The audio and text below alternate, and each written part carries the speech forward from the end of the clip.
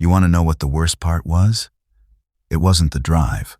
It wasn't the roadblocks, or the dead woman we saw on the interstate, or the sound my daughter made when she finally understood what was happening outside the car window. It wasn't even those first nights at the cabin when nobody was speaking to me and I could hear my wife crying in the back room after she thought I'd gone to sleep. The worst part was the Tuesday morning before all of it. Sitting at my desk in the Regional Emergency Management Office, looking at my screen and knowing. Not guessing, not worrying, knowing, and understanding that knowing wasn't going to be enough because the people who needed to listen weren't going to listen, and the people I loved most in the world were going to think I had completely lost my mind. That's what I keep coming back to. Not what happened after is survivable. After you can work with, you can plan around, you can get through 1 hour at a time. It was that window of time before, when I could see the shape of what was coming, and I was the only one who could see it. And I had maybe 2 hours, maybe 3 at the outside, to get my family out of the city before the window closed forever. I'm going to tell you exactly how that happened. I'm going to tell you what I saw, what I did, why I made the decisions I made, and what came after. Because I think it matters that someone says it clearly, in plain language, without the version where I'm some kind of hero who had it all figured out. I didn't have it all figured out. I made mistakes. I missed things. There are things I'd do differently right now if I could go back to that Tuesday morning and start over.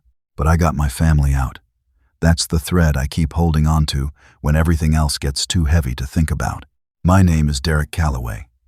I'm 41 years old. I've been working in emergency management for 15 years, the last 6 of those as a regional threat assessment analyst for the Mid-Atlantic Emergency Management Coordination Office. My job, the thing I actually did every day, not the version on my business card, was to look at patterns. Incoming data from hospitals, law enforcement, CDC liaison feeds, water and infrastructure monitoring systems, social media flagging tools, and about 30 other sources. I looked at all of it together, all day, and I tried to find the things that didn't fit, the shape that didn't belong, the signal inside all the noise. I was good at it. I don't say that to brag, I say it because it matters for understanding what happened. I wasn't some guy who got lucky and panicked at the right moment. I'd been doing this specific thing, pattern recognition across multiple data streams, for years. I'd called a Legionnaire's outbreak before the health department even had a confirmed case cluster. I'd flagged a potential water contamination event 6 hours before the utility company reported it. I was the guy in our office who people called when the numbers felt wrong, but they couldn't articulate why. So when I tell you that on Tuesday morning I saw something in those data streams that made my chest go cold and hollow, I need you to understand that I wasn't panicking. I wasn't catastrophizing. I was reading. Let me walk you back to the week before Tuesday first, because the thing didn't start on Tuesday. The thing started building about 8 days earlier, and I'd been watching it without fully understanding what I was looking at. It started with hospital ER data. We get weekly summaries from all major hospitals within 150-mile radius triage volumes, chief complaint categories, admissions, unusual presentation flags. I'd been seeing a slow uptick in what the system categorized as behavioral emergency admissions across 3 separate hospital networks.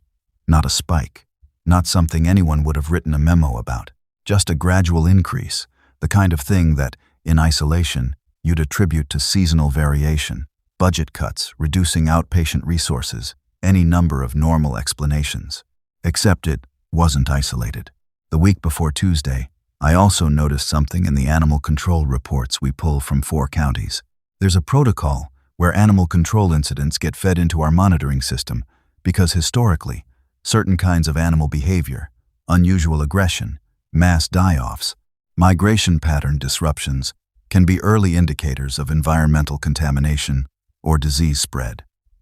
What I was seeing was a low-level but consistent increase in reports of aggressive animal encounters, dogs attacking owners, deer wandering into residential areas and acting erratic. A few incidents involving feral cats that animal control officers described in their reports as displaying behavior inconsistent with typical feral aggression patterns, one officer wrote. And I remember the exact wording. The animal appeared to be attacking without apparent stimulus or self-preservation instinct. That stuck with me. I flagged it internally, noted it in my running log, but I didn't escalate it yet. One data point doesn't make a pattern. Then there was the noise complaint data. We pull from a couple of different municipal systems, and I'd started seeing an uptick in noise and disturbance complaints in 2 specific zip codes over about a 6-day period. Not violent crimes, just disturbances. People calling about neighbors making strange sounds, about fights that witnesses couldn't clearly describe, about things they'd seen that they struggled to articulate in the complaint forms. One woman's complaint read, "My neighbor was standing in his yard making sounds I can't describe and wouldn't respond when I called to him. He didn't look right." That was 3 days before Tuesday. I want to be precise about this because I know how it sounds in retrospect, when you know what was coming. I'm not telling you I had it perfectly figured out by the weekend. I didn't. I had a cluster of soft signals that together were making me uncomfortable, but that I couldn't yet organize into a clear picture. It was like seeing the edge of a shape in your peripheral vision and not being able to get your eyes to focus on it directly. Sunday night, I stayed late at the office. My wife, her name is Gwen, she called twice, and I told her I was finishing something up. I was going through everything I had, every data point, every flag, every anomalous reading from the past 10 days, and I was laying it out on a timeline trying to find the connective tissue. The thing I kept coming back to was geography. The behavioral ER admissions were concentrated in the southern part of the metro area, specifically around the industrial corridor near the water treatment infrastructure. The animal incidents were heaviest in that same general band running southwest. The noise complaints 2 zip codes, both adjacent to that corridor. And there was something else I hadn't pulled together yet. A water utility report from the previous Thursday that noted uncharacteristic bacterial activity in a secondary distribution line that ran through that exact area. The report had been flagged as a maintenance issue, not a public health concern. The utility had already sent a crew to inspect it, and they'd found nothing of significant concern. The report was buried 3 levels down in our system because it had been categorized and closed. I reopened it. Read the full technician notes. One of the crew members had written in the supplemental section that 2 of the 5 workers who'd done the initial inspection on Wednesday had called in sick Thursday, both with what they described as severe flu symptoms and unusual agitation. The crew chief had noted it and apparently called the utility's HR department to ask about potential exposure protocol, but there was no follow-up recorded anywhere in the system. 2 workers sick, unusual agitation, from an inspection of a line with uncharacteristic bacterial activity. I sat with that for a long time. I need to pause here and tell you something about how emergency management training shapes the way you think about risk. There's a concept we work with constantly called the cascade failure window, the period during which an emerging crisis can still be contained or mitigated before it reaches a threshold where intervention becomes exponentially more costly and less effective. Every major failure event, whether it's an industrial accident, an infrastructure collapse, a disease outbreak, has a window. Before the window closes, you can act, and it matters. After the window closes, you're managing consequences instead of preventing them. My training had beaten into me, over and over, that most people act too late because they wait for certainty before acting. They wait for the picture to be complete. They wait for the 3rd, 4th, 5th confirmation before they call it. And by the time they have that certainty, the window is closing or already closed. By Sunday night, sitting alone in that office, I didn't have certainty, but I had enough. I had enough that I knew I needed to start making decisions. The problem was that making decisions in my professional capacity required escalating through channels, a process that, even in a best-case scenario with a cooperative chain of command, was going to take hours I wasn't sure I had. And even then, the response to an emerging biological threat of this type was going to be measured in public health department mobilization timelines, not hours. The machine of institutional response, even when it works perfectly, doesn't work fast. Not fast enough for what I was looking at. So I drove home Sunday night, and I didn't sleep. I sat at my kitchen table, and I made a list of what I knew and what I still needed to confirm. Gwen was asleep. My daughter Nora, who was 11 at the time, was asleep. My son Pete, who's 16, was asleep. I sat there with a yellow legal pad, and I wrote down everything I was seeing. Monday morning I went in early, and I started pulling everything I could. I made formal requests for the utility worker sick records. I pulled the last 30 days of ER data from every hospital within 50 miles and started mapping it. I sent a query to the CDC regional liaison requesting any flag activity in our area. I called the animal control supervisor for the county directly and asked her to walk me through everything her department had logged in the past 2 weeks. She paused for a second when I asked that question. Then she said, "Actually, I've been meaning to call your office. We've had something going on that's been bothering me." She described 3 separate incidents over the past 5 days where animal control officers had been bitten, trying to restrain animals that were displaying what she called extreme aggression without any normal animal warning behavior. She said the animals weren't growling, weren't backing off, weren't showing any of the behavioral signals you'd expect, they were just attacking. And she said one of the officers who'd been bitten on Friday had called out sick Monday morning. I asked her what his symptoms were. She said she didn't know exactly, but his wife had called and said he wasn't acting himself, and she was going to take him to urgent care. I thanked her and hung up and sat very still for about 30 seconds. Then I started writing a formal threat assessment memo.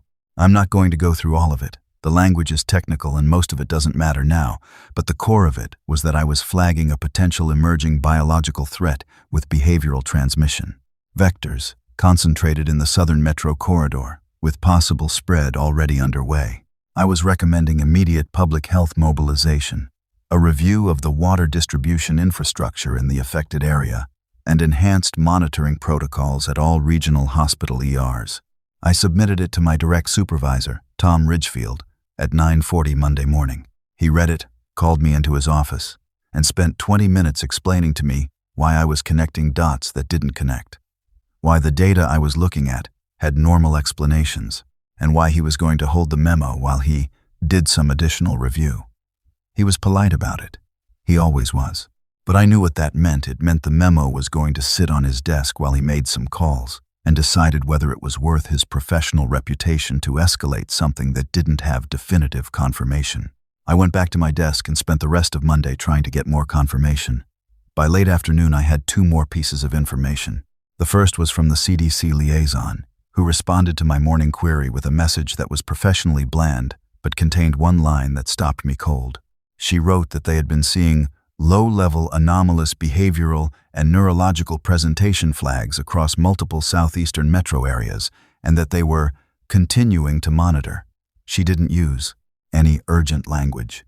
She didn't escalate. But she'd confirmed they were already seeing it, and not just here. The second piece came from a contact of mine at the county health department, a woman named Carol Bridger who'd been an ER physician before moving into public health administration. I'd worked with her on 2 previous events and trusted her. I called her directly, off the record, and described what I was seeing without giving her my conclusion. I just laid out the data points and asked what she thought. She was quiet for a long time. Then she said, "Derek, I had 2 cases come through last night that I've been trying to figure out what to do with. 2 individuals brought in separately, no apparent connection, both presenting with extreme agitation, apparent cognitive disruption, and bite wounds that they'd inflicted on others before EMS got to them. We've got them isolated. I was going to write it up this morning." She paused. "I'm glad you called." I said, "Carol, how fast do you think this is moving?" She said, "I don't know. But the 2 I have, the behavioral deterioration happened fast, within hours of the first symptoms." I said okay and thanked her and hung up. It was 4:30 Monday afternoon. I went back into Tom Ridgefield's office, and I told him I needed to escalate the memo immediately without waiting for his review. He pushed back. I told him about Carol's cases. He went slightly pale and said he'd make some calls tonight. I told him that wasn't going to be good enough. He told me he understood my concern and would handle it through appropriate channels. I went home at 6 o'clock Monday evening knowing that the channels were going to be too slow. I couldn't sleep Monday night either. I kept running numbers in my head. If the incubation period was short, and Carol's cases suggested it might be very short, hours rather than days, and if it was already spreading, even slowly, the math got bad very quickly. A disease with fast symptom onset, behavioral transmission vectors, and a compromised victim, who then attacked others, was a compounding problem. Every hour the response window was sitting idle. The calculation was getting worse. By 1 in the morning, I'd made a decision. I was going to spend Tuesday getting as much additional confirmation as I could, and if what I found confirmed what I was already seeing, I was going to get my family out of the city before the end of the day.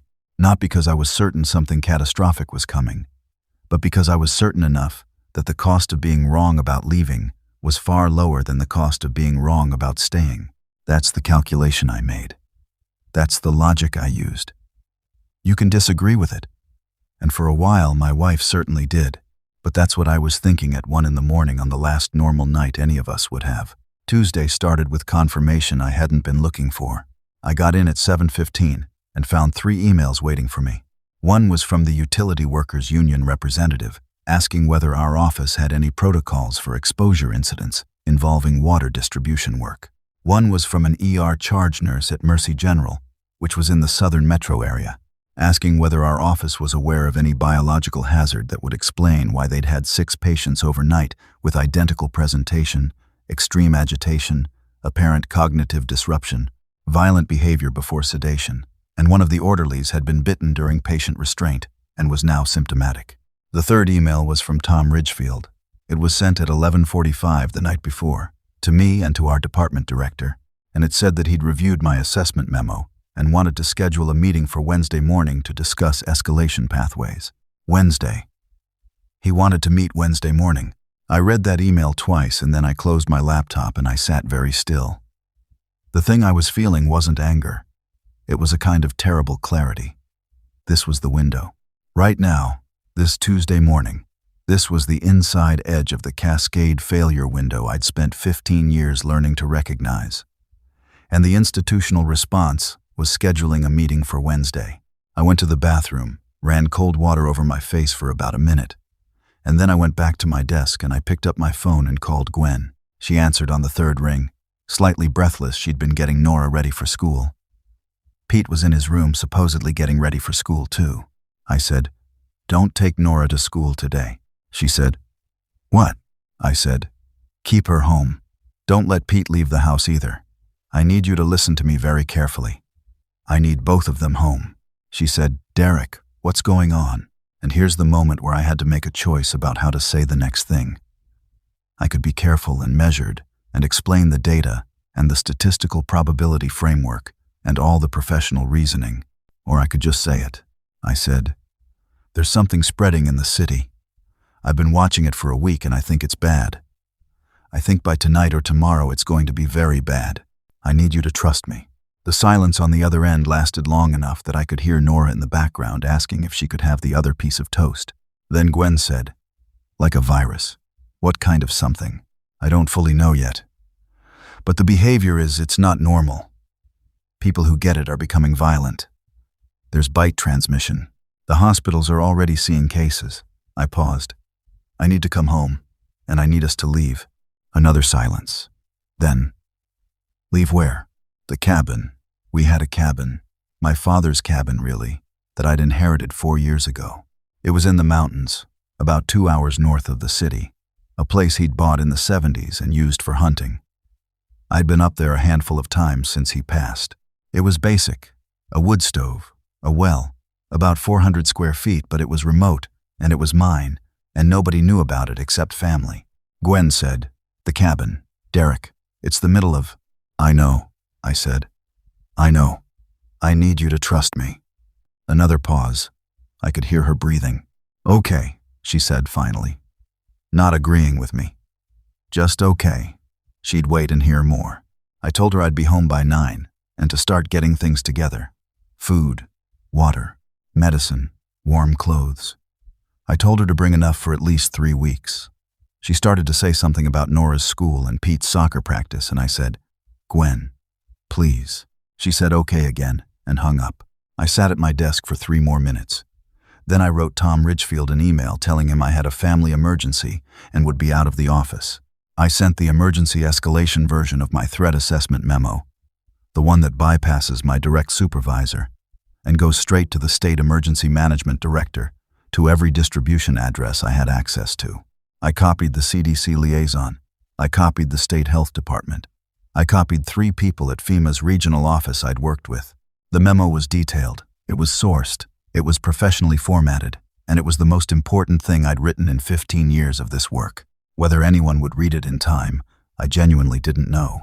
I gathered my personal go-bag from the bottom drawer of my desk. Yes, I kept one at the office. Had kept one there for years. A habit from my first years in emergency management that my coworkers thought was eccentric. And I walked out of the office at 7:50 in the morning.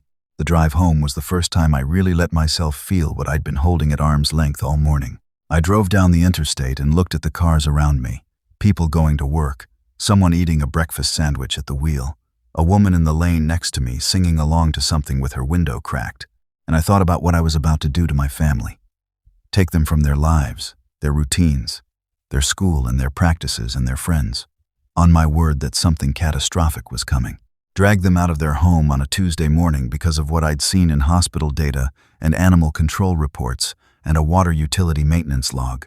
They were going to be angry. Gwen was going to be reasonably, justified angry.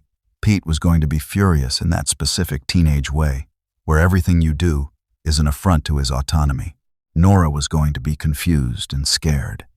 And I was going to have to hold all of that and keep moving anyway, because the alternative was not moving, and I already knew what happened when you didn't move during the window.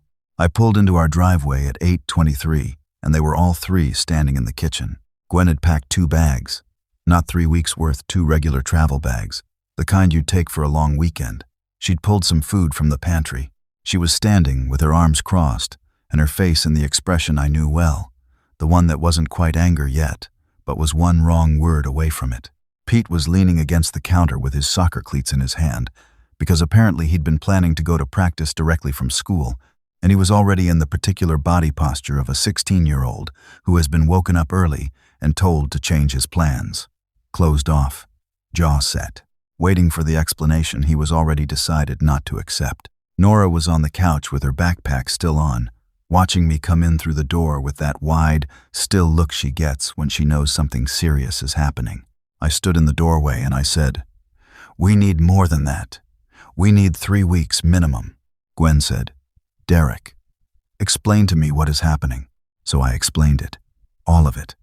The data I'd been watching, the hospital cases, the animal control reports, Carol Bridger's description of her 2 patients, the utility worker emails.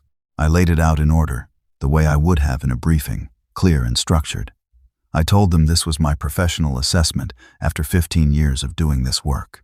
I told them I believed an outbreak of some kind of rapidly spreading behavioral neurological pathogen was already underway in the city, and I believed it was going to get significantly worse in the next 12 to 24 hours. I told them that I might be wrong, that I wanted to be wrong, but that I'd made a career out of not being wrong about pattern recognition, and what I was reading right now was telling me we needed to leave. When I finished, Pete said, "That's insane." I said, "Maybe," he said. "Literally insane. You're pulling us out of school and soccer because of some hospital data?" Gwen said, "Pete." He said, "I'm not going." I didn't argue with him. I looked at Gwen. She was watching me with an expression I couldn't fully read, which meant she wasn't convinced, but she wasn't dismissing it either. Gwen is practical in a way I've always loved about her. She doesn't catastrophize and she doesn't minimize. She looks at things straight on. Right now she was looking at me straight on and trying to decide whether the man standing in her kitchen was the competent professional she'd been married to for 17 years or someone going through a breakdown. I said, "I know how this sounds. I know how it looks. I know you have reasons not to believe me, and I can't make you." I paused, "But I need you to know that I have never in my career, in 15 years of this work, reached the conclusion I've reached today without having very good reason. And the cost of being wrong about coming with me is 2 weeks at the cabin. The cost of being wrong about staying is something I don't want to think about." Gwen was quiet for a long moment. Then she uncrossed her arms and said, "How long do we have?" "I don't know. 2 hours, maybe 3. She nodded once and turned to Nora. "Baby, go pack your room. Everything you want for a long camping trip. Fill your backpack and your green duffel." Nora slid off the couch and went without a word, her backpack bouncing on her shoulders. Pete hadn't moved. "Mom, are you serious right now?" Gwen said, "Go pack, Pete." "This is Peter." The way she said it stopped him cold. "Go pack." He went, muttering, but he went. What followed was the most compressed and focused hour and a half of my life outside of any actual emergency response event I'd ever worked. I moved through the house with a kind of cold efficiency I'd practiced in training exercises, but had never had to use for real. Food first. I went through every cabinet and pulled everything that didn't require refrigeration. Canned goods, rice, dried pasta, oats, peanut butter, crackers, sugar, salt, coffee. I found 4 gallons of water in the garage from a camping trip 2 years ago and added them to the pile. I pulled every medication from both bathrooms' prescription, OTC, first aid supplies, and loaded it into a plastic bin. Gwen's hypertension medication, Nora's allergy prescription, the full first aid kit from under the sink, ibuprofen, antihistamines, bandages, antiseptic, the whole box. While I was doing that, Gwen was working the other half of the house. She pulled winter clothes for all 4 of us, sleeping bags from the hall closet, extra blankets. She went to the safe in the bedroom and got our cash, about $300. Not enough, but better than nothing, and both our passports, which I thought was smart, even though passports weren't going to matter for a while. I went out to the garage and loaded the car. We had a Subaru Outback, which was lucky enough cargo space for what we were loading. I put the food in the back, the medicine bin wedged beside it, the bags on top. I went back in for the toolbox, the camping lanterns, the propane canisters for the camping stove we used twice a year. I grabbed the hand crank radio.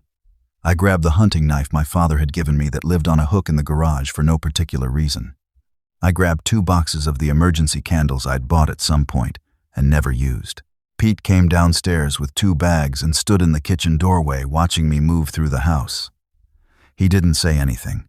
Something in the pace and seriousness of what I was doing was getting through to him in a way the explanation hadn't. At 8 minutes to 10, I said, "We need to go." "I need 5 more minutes," Gwen said. She was upstairs. "I know, we need to go." She came down in 4 minutes with a bag over each shoulder and a hard look in her eyes. "The plants," she said. "Leave them." She nodded. She'd known that was the answer. She just needed to say it. We loaded into the car. Nora climbed into the back seat and buckled in and looked straight ahead. Pete got in beside her and sat rigid, looking out the window with his jaw tight. Gwen got in the passenger seat and put her hands in her lap. I backed out of the driveway at 10:03. I took the back route out of our neighborhood, not the main road, because I wanted to get to the highway entrance that would take us north before any traffic built up. The streets in our immediate neighborhood looked normal. Houses, cars in driveways, the regular Tuesday morning quiet of a residential area where most adults have already left for work. Nothing unusual. Everything ordinary. Gwen looked out the window and said, quietly, "It looks fine out here." I said, "I know." She didn't say it as a challenge. She just said it, acknowledging what she could see. We got onto the highway at 10:12, and for the first 20 minutes it was ordinary highway traffic. Nothing unusual, and I could feel the pressure of everyone's doubt in the silence of the car. Pete had his earbuds in. Nora was watching the road from her window. Gwen was on her phone, checking the news, checking social media. I kept my eyes on the road and on the traffic ahead of me. At 10:34, Gwen said, "Derek." Her voice had changed. I said, "What?" She said, "There's a thread on Twitter. Someone in the southern part of the city saying their neighbor just attacked them. There are a lot of people talking about it." I said, "Okay." She was quiet. Then, more. Multiple accounts. Someone in I can't tell where. Someone saying there's something happening on their street. I said, "Keep reading. Tell me what you see." Pete had taken his earbuds out. For the next 20 minutes, Gwen read me the real-time social media feed of the outbreak beginning to surface.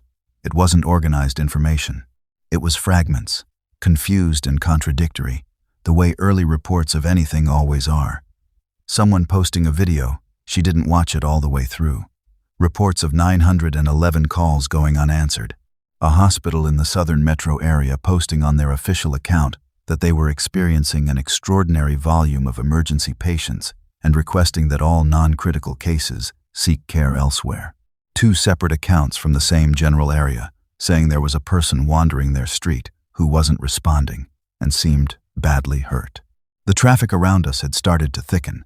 Not stopped, not yet, but noticeably heavier than it should have been for mid-morning on a Tuesday. I got off the main interstate onto the secondary highway that would take us north. This was the plan I'd worked out in my head the night before. Avoid the major north-south artery, which everyone would think of first, and take the longer route that added about 20 minutes, but avoided the most likely gridlock points. Nora said, from the back seat, very quietly, "Dad, what's happening?" I said. "There's something going on in the city. We're leaving before it gets worse." She said, "Like a sickness?" I said, "Something like that." She thought about that. Then she said, "Are we going to Grandpa's cabin?" "Yes." She said, "Okay," and went back to looking out the window. Pete leaned forward between the seats. He had his phone in his hand. "My friends are sending me stuff," he said. "One of them just sent me a video." He paused. "I'm not going to describe it." I said, "Don't watch more. I already watched it." A pause. "Dad, I know." He sat back. He didn't say anything else for a while. The secondary highway took us through a stretch of commercial suburban sprawl before opening up into the older state route through the first ring of smaller towns north of the metro area. I'd been watching traffic and watching the road and keeping myself from checking my phone because I needed to drive. At 11:15, we hit our first problem. The town of Whitfield sits about 35 miles north of the city, a small commuter town of maybe 8,000 people. We needed to pass through it on the state route to continue north. As I came down into the town from the ridge on the southern approach, I could see that traffic on the main street was backed up, not moving. A cluster of vehicles at the light at the center of town intersection. Some kind of incident. I slowed and looked. There were 2 cars stopped in the intersection itself, one of them at an angle like it had been rear-ended. People were standing on the sidewalk watching something. I could see one person in the road. I couldn't tell if they were hurt or what was happening. Pete said, "What is that?" I said, "I'm going around it." I turned onto a side street before we got close enough to understand what we were looking at clearly. I wanted to avoid whatever that situation was before we were inside it. In my experience, unclear public incidents involving panicking bystanders and stopped traffic are the kind of thing you need to stay out of completely. I navigated the back streets of Whitfield, which I had some rough knowledge of from having driven through the town maybe a dozen times over the years. We came out on the north side of town without seeing anything else alarming. I got back on the state route. Gwen had been quiet through that. Now she said, "You knew to avoid that." I said, "Yes." She said, "You've been thinking about the route." "Since last night." She was quiet again. I glanced at her. Her face had changed. Whatever position she'd been holding on to about this possibly being an overreaction was starting to shift. At 11:40, we stopped for gas. I want to be specific about this, because it mattered. I'd been watching the fuel gauge since we'd left, and I'd planned to stop at a specific station I knew about. A small, independent station, off the state route, about 50 miles north of the city, because I didn't want to stop in any of the towns we were passing through, and I figured the smaller independent places would be less likely to have panicked customers or supply issues yet. We pulled in, and the station looked normal. A guy was at another pump. The station was open. Everything looked fine. I filled the tank completely. While I was doing that, I went through the calculation. If anything happened to prevent us from stopping again, a full tank would get us another 300 miles or more. We had maybe 90 miles left to go to the cabin. I went inside after filling up, and I bought everything useful I could see without making it a production. More water, 4 big bottles, road snacks, a lighter, 3 packs of AA batteries, a small emergency poncho wrapped in plastic, a bag of granola bars. I asked the woman behind the counter how things had been, and she said slow, normal Tuesday. She didn't seem to know what was happening in the city yet. I paid cash and got out. When I got back in the car, Pete was on his phone and Gwen was looking out the windshield with a tight expression. Pete looked up at me and said, "My friend Kyle just texted me. He said school got canceled. They're telling everyone to go home." I said, "Okay," he said. "His parents won't." He stopped. He said his parents aren't home from work and he can't reach them. I didn't have an answer for that. What Kyle needed was something I couldn't do anything about right now, in a gas station 50 miles north of the city. It was one of the first moments where the reality of the scope of what was happening cut through the logistics of what I was managing, and I just felt it, plain, in my chest. This was happening to everyone. Kyle and his parents and every person in that city who didn't have a Derek Calloway in their family telling them 2 hours too early that it was time to go. I said, "Tell him to stay in the house. Lock the doors. Don't let anyone in. Stay away from windows." I thought for a second. "Tell him to go to the top floor and take food with him." Pete typed it and sent it. He didn't argue with the advice. We drove. The towns we passed through got smaller and further apart. The commercial sprawl faded into actual landscape fields, tree lines, the small hills of the Piedmont transitioning toward the mountains. The traffic thinned. By 12:30, there was almost nobody on the road with us. I don't know if that was because we'd outrun the traffic backup, or because most people in this part of the state hadn't started moving yet. My phone had been ringing periodically since about 11:30. Tom Ridgefield called twice. The State Emergency Management Director's office called. Carol Bridger called, and I answered that one. She said the situation at the hospital was deteriorating rapidly, and the 2 patients she described to me yesterday had, she said, had to be managed in a way that told me clearly without telling me. Clearly. She said there were now 12 cases with similar presentation, and they had 3 police officers at the hospital, and it wasn't enough. I asked if she was okay. She said she didn't know and she had to go, and then she was gone. I put the phone in the cup holder. Gwen said, "That sounded bad." I said, "Yes." She said, "Is she okay?" "I don't know." Nora said, "Dad, I'm hungry." I said, "We've got food in the back. Grandma, can you—" I stopped. "Gwen, can you get into the bag behind you and find something for Nora?" Gwen reached back and rummaged and came up with a sleeve of crackers and a peanut butter jar and a plastic knife from the station. Nora ate crackers with peanut butter. Pete ate some too, though he didn't ask.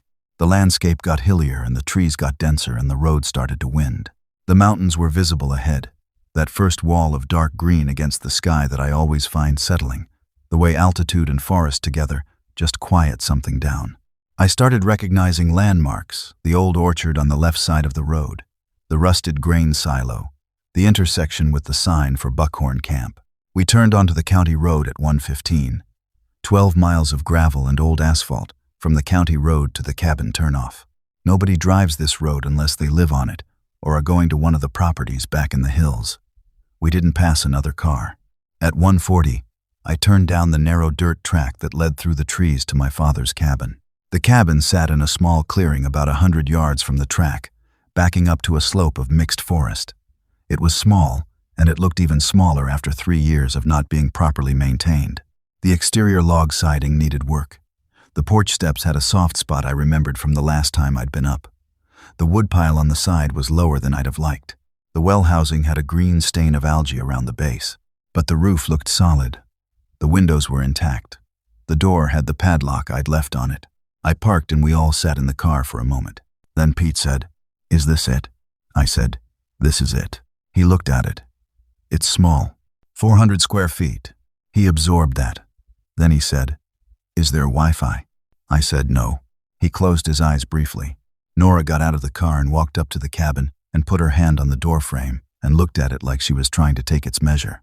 I watched her do that and thought about my father, who'd loved this place, and felt the weight of bringing my kids here under these particular circumstances. We started unloading the car. Gwen and I didn't talk much while we carried things in. Pete helped without being asked, which told me something about where his head was going. Nora organized. She started putting food items into the kitchen cabinet in a way that made sense, grouping things. I'd forgotten she did that, her organizational impulse. It's one of the things she's always done. The cabin had a wood stove for heat, a small propane cookstove in the kitchen, a hand pump well for water, and no indoor toilet. There was an outhouse about 40 feet into the tree line. There was a generator in the small storage shed, and I'd actually serviced it about 8 months ago when I'd driven up to check on the property. So I knew it worked. I had maybe 5 gallons of gas for it. I wasn't planning to use it unless necessary generators make noise, and at this point, I was already starting to think about noise as a factor. I got the wood stove going because the cabin was damp cold despite the time of year. The kind of cold that accumulates in an uninhabited stone-floored space. The smell of wood smoke filled the room almost immediately, and Nora said it smelled like camping. I said yes. That was the most normal thing anyone had said in hours. I got the propane stove working, and Gwen made pasta with canned tomato sauce from one of the cans we'd brought. We ate at the small wooden table that was original to the cabin, my father's table, with mismatched chairs. Outside it was getting dark. We'd made it. Nobody said much during dinner. Pete ate quickly and then asked to use my phone for the internet. I didn't say no, but I told him to read only, not to post anything. I didn't want anyone knowing our location. He took it outside onto the porch, and Gwen looked at me across the table. She said, "You were right." I said, "Yeah." She said, "I'm not going to apologize for doubting you this morning. You understand that?" I said, "I don't need an apology." She looked at her plate. It was a lot to take on board at once." I said, I know it was." Nora had finished eating and was drawing in her notebook at the end of the table, the way she always drew when she was processing something. Little careful drawings, buildings, and trees. She looked up at me and said, "Dad, is it going to be like this for a long time?" I said, "I don't know." She went back to her drawing. She accepted the answer the way she always accepts things, as information, not a judgment, not something to fight. Pete came back in after about 20 minutes.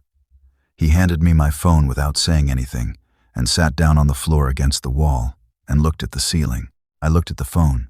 The news feeds were starting to catch up with what I'd been watching build for days. The headlines were still cautious. Reports of unusual incidents. Multiple emergency calls in metro area. Officials urge calm amid reports of disturbances. But underneath the official headlines, the social media and raw feed aggregators were telling a different story. Entire neighborhoods on lockdown, police radio transcripts circulating, videos that I watched for about 3 seconds each before clicking away. The city was coming apart at the seams, 12 hours after I'd sat at my desk and known it was going to. Tom Ridgefield had texted me at 2:30 in the afternoon, "I'm escalating the assessment. Are you safe?" I hadn't seen it until now. I typed back, "Yes. Family is safe. Please follow the escalation," I submitted. All the data is in there. I sent it knowing I might not get a response, knowing that wherever Tom was right now, what was on his desk was probably the last thing he was thinking about. Carol Bridger didn't respond to my texts. She still hasn't. I'm not going to dwell on that. There are too many things I can't dwell on if I'm going to keep functioning. That first night at the cabin, I barely slept again. But this time it wasn't because I was trying to figure out what to do. It was because I was listening to the sounds of the forest and the silence of the road and making sure, every hour or so, that the silence still meant what silence was supposed to mean. A new habit I hadn't planned for. My body was recalibrating itself. The cabin, the layout of it. I should describe it because it matters for everything that came after. Roughly square. Single main room that served as living room, kitchen, and dining area combined. A small bedroom behind a door on the back wall just big enough for a double bed and a narrow chest of drawers. A sleeping loft up a ladder on the back wall. Low ceilinged, but with enough room for a person to sleep on a mattress up there. A small bathroom off the main room with a hand pump and a composting toilet, which was better than the outhouse for daily use. The storage shed outside with the generator, some old tools, and miscellaneous camping equipment my father had accumulated. The clearing around the cabin was maybe 50 yards across before the tree line began. The only vehicle access was that single dirt track, which was overgrown enough on the sides to make it difficult to navigate at speed.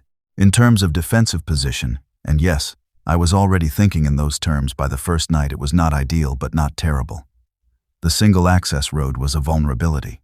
The tree line was close enough that anything could approach through the forest without my seeing it until it was at the edge of the clearing. But the isolation was a significant advantage. We were 12 miles down a county road that almost nobody used. We had the well for water. We had the forest around us for wood. The immediate problem of being found by whatever was spreading through the city was extremely low. I didn't have weapons beyond the hunting knife. This was a problem I identified on the first night and started thinking about how to address. The next morning, Wednesday, I woke before first light and sat on the porch in the cold with a cup of coffee from the percolator I'd found in the cabinet and listened to the forest wake up. Birds, wind in the trees. The creak sound I could just hear if I turned my head a certain way. Whatever had always made this place feel like a different world from the one I drove to every day. It felt even more like a different world now, but not in a good way. more like a border crossing. On one side of it was the world I'd grown up in and lived in and worked in and built a career and a family inside of. On this side of it was something else, something I didn't have a full map for yet. Gwen came out with her own coffee around 6:30. She sat in the other porch chair without saying anything. After a while, she said, "What's the plan?" I said, "Short term or long term?" "Both. Short term today and this week is getting this place ready to be here for longer than we planned. I need to assess the well, assess our food supply against a realistic timeline, figure out the woodpile situation before the nights get colder. I need to do a perimeter walk and understand our sightlines and figure out what we'd do if someone came down that road who we didn't want coming down it." Gwen said, "You think people could come here?" "I don't know. I think the first week or two, probably not. People who are going to leave the city are going to leave toward the interstate highway, corridors, toward towns, toward family. Nobody's coming to the back hills on a county road they've never heard of. But after a few weeks, if things don't improve in the cities, which they probably won't, people will start spreading out, looking for resources. And then the calculus changes." She nodded. She thought for a moment. "Long term? Long term depends on information I don't have. How fast is it spreading? How contained can it be? Whether there's any organized government response that's effective. Right now, I'd say we plan for at least 6 weeks here, maybe longer. That's what I'm going to build our resource planning around. We don't have enough food for 6 weeks. No, we have enough for maybe 2 weeks, less if we're not careful. So food is the first problem I need to solve." She said, "How do you solve it up here?"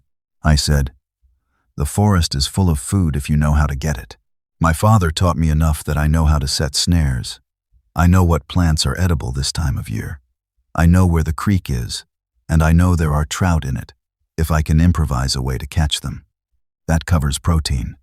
Beyond that, there's going to come a point where I need to go into a town and resupply from stores, and I need to think carefully about how and when to do that." "That sounds risky." "Everything is risky now. The question is which risks are worth taking when." Pete came out onto the porch, still in the clothes he'd slept in, with his hair angled sideways. He looked at both of us and then at the forest and then said, "Okay." I said, "Okay, what?" He said, "I'm sorry I said it was insane, what you said yesterday morning. I checked the feeds last night." He paused. "I know you were right." I said, "I know it's hard to be here." He said, "I'm okay." He didn't sound okay, but he said it anyway, and that was something. "What do we do today?" And that's how we started. The first week was a boot camp I hadn't planned but probably needed to run anyway. Pete and I walked the perimeter of the property the first morning, 400 yards out from the cabin, in every direction, into the tree line, so I could understand the topography and sight lines. I found where the creek crossed the property boundary, which was good moving water less than a quarter mile from the cabin. I found an old deer trail coming in from the north that would need to be monitored, a natural approach route through the trees. I found one spot on the south side where the forest had thinned enough to create a sight line from the road back toward the cabin. I noted that as both a vulnerability and a potential observation point. Pete walked with me and listened. He's a smart kid.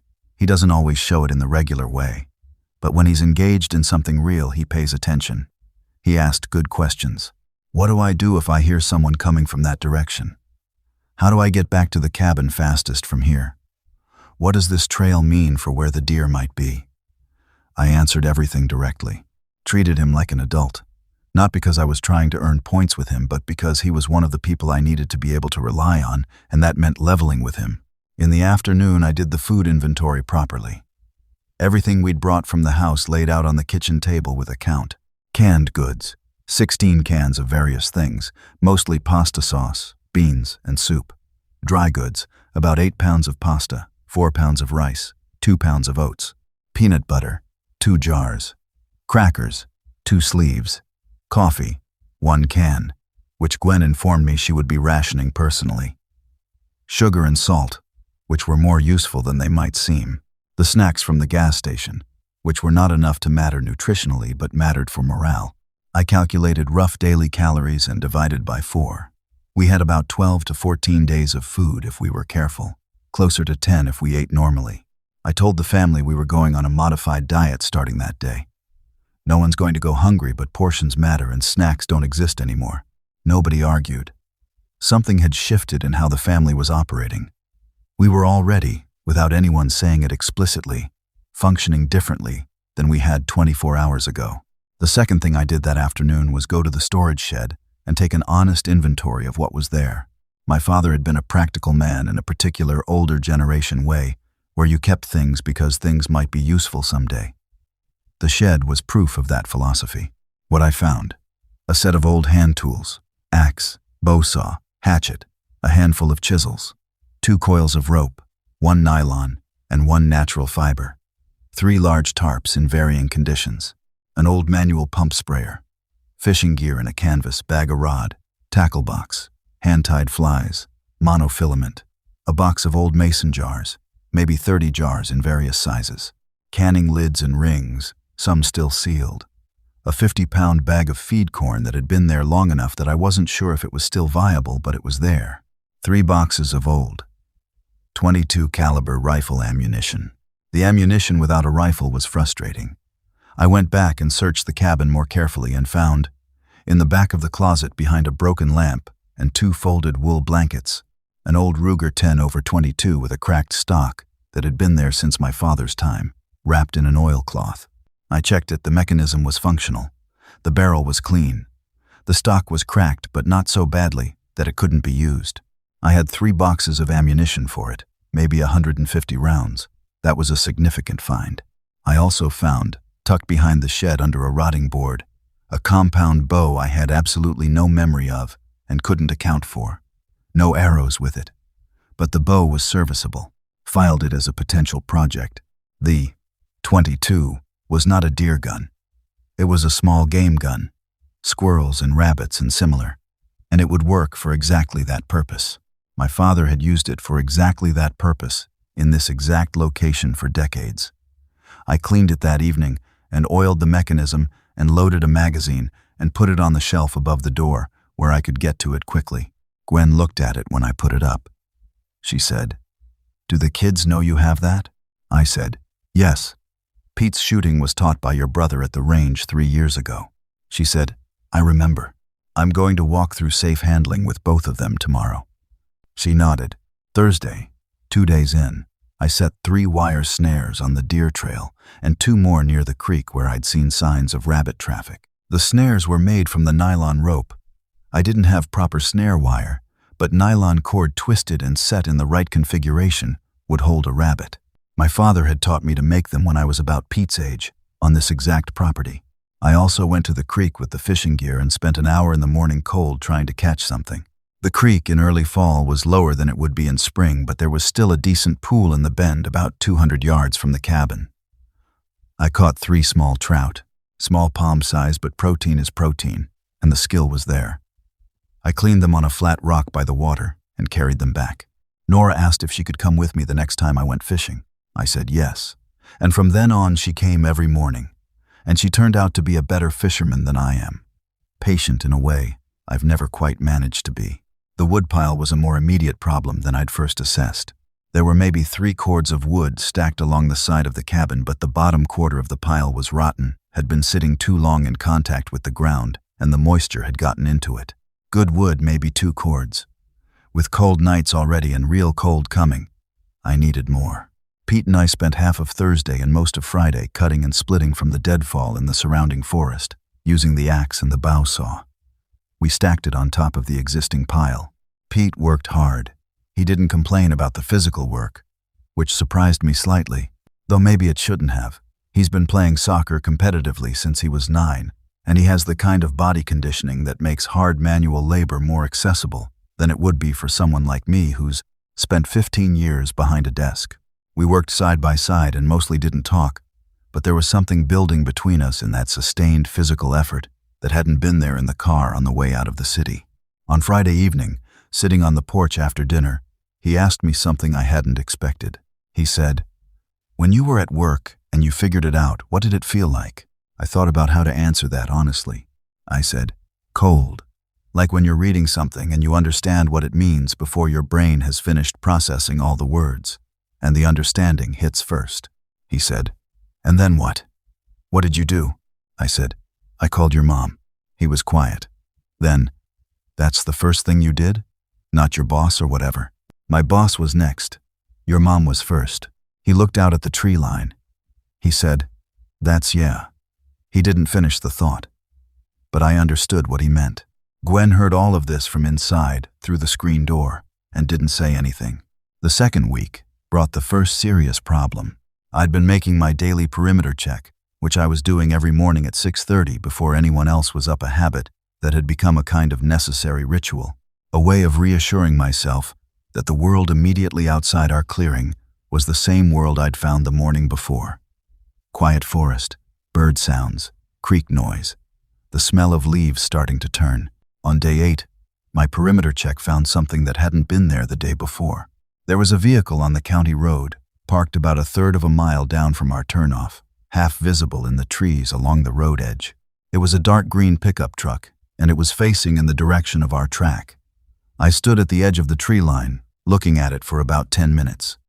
No movement, no smoke from the exhaust. It might have been there overnight and I'd been checking from the wrong angle to see it. I went back to the cabin and told Gwen where I was going, and took the 22 and went back to get a closer look. The truck was empty. Not abandoned empty, like it had broken down and been left. It had been parked deliberately, engine off, windows cracked open on both sides. There was a sleeping bag in the cab, a duffel bag behind the seat. The windows were fogged slightly from the inside, which told me someone had been sleeping in it recently, possibly overnight. The gauge on the dash was barely visible, but I could see the needle was near empty. I stood back from the truck and looked at the road in both directions and into the trees. Nothing visible. Someone had parked close to our turnoff overnight. They might be in the woods. They might be scouting the area. They might be completely unrelated to us. This county road had a few other properties on it, other turnoffs beyond ours, and someone could have simply run out of gas and pulled over. I went back to the cabin and told Gwen. She said, "What do we do?" I said, "Wait, watch. If they make contact, we assess then." I spent the morning in a position where I could watch the road from inside the tree line without being visible. At 11:40, I saw someone walking down the road toward our turnoff from the north. One person, male, maybe 50 years old, heavyset, wearing a canvas jacket and carrying what appeared to be a gas can. He walked with a slight limp. He was not moving in a purposeful or threatening way.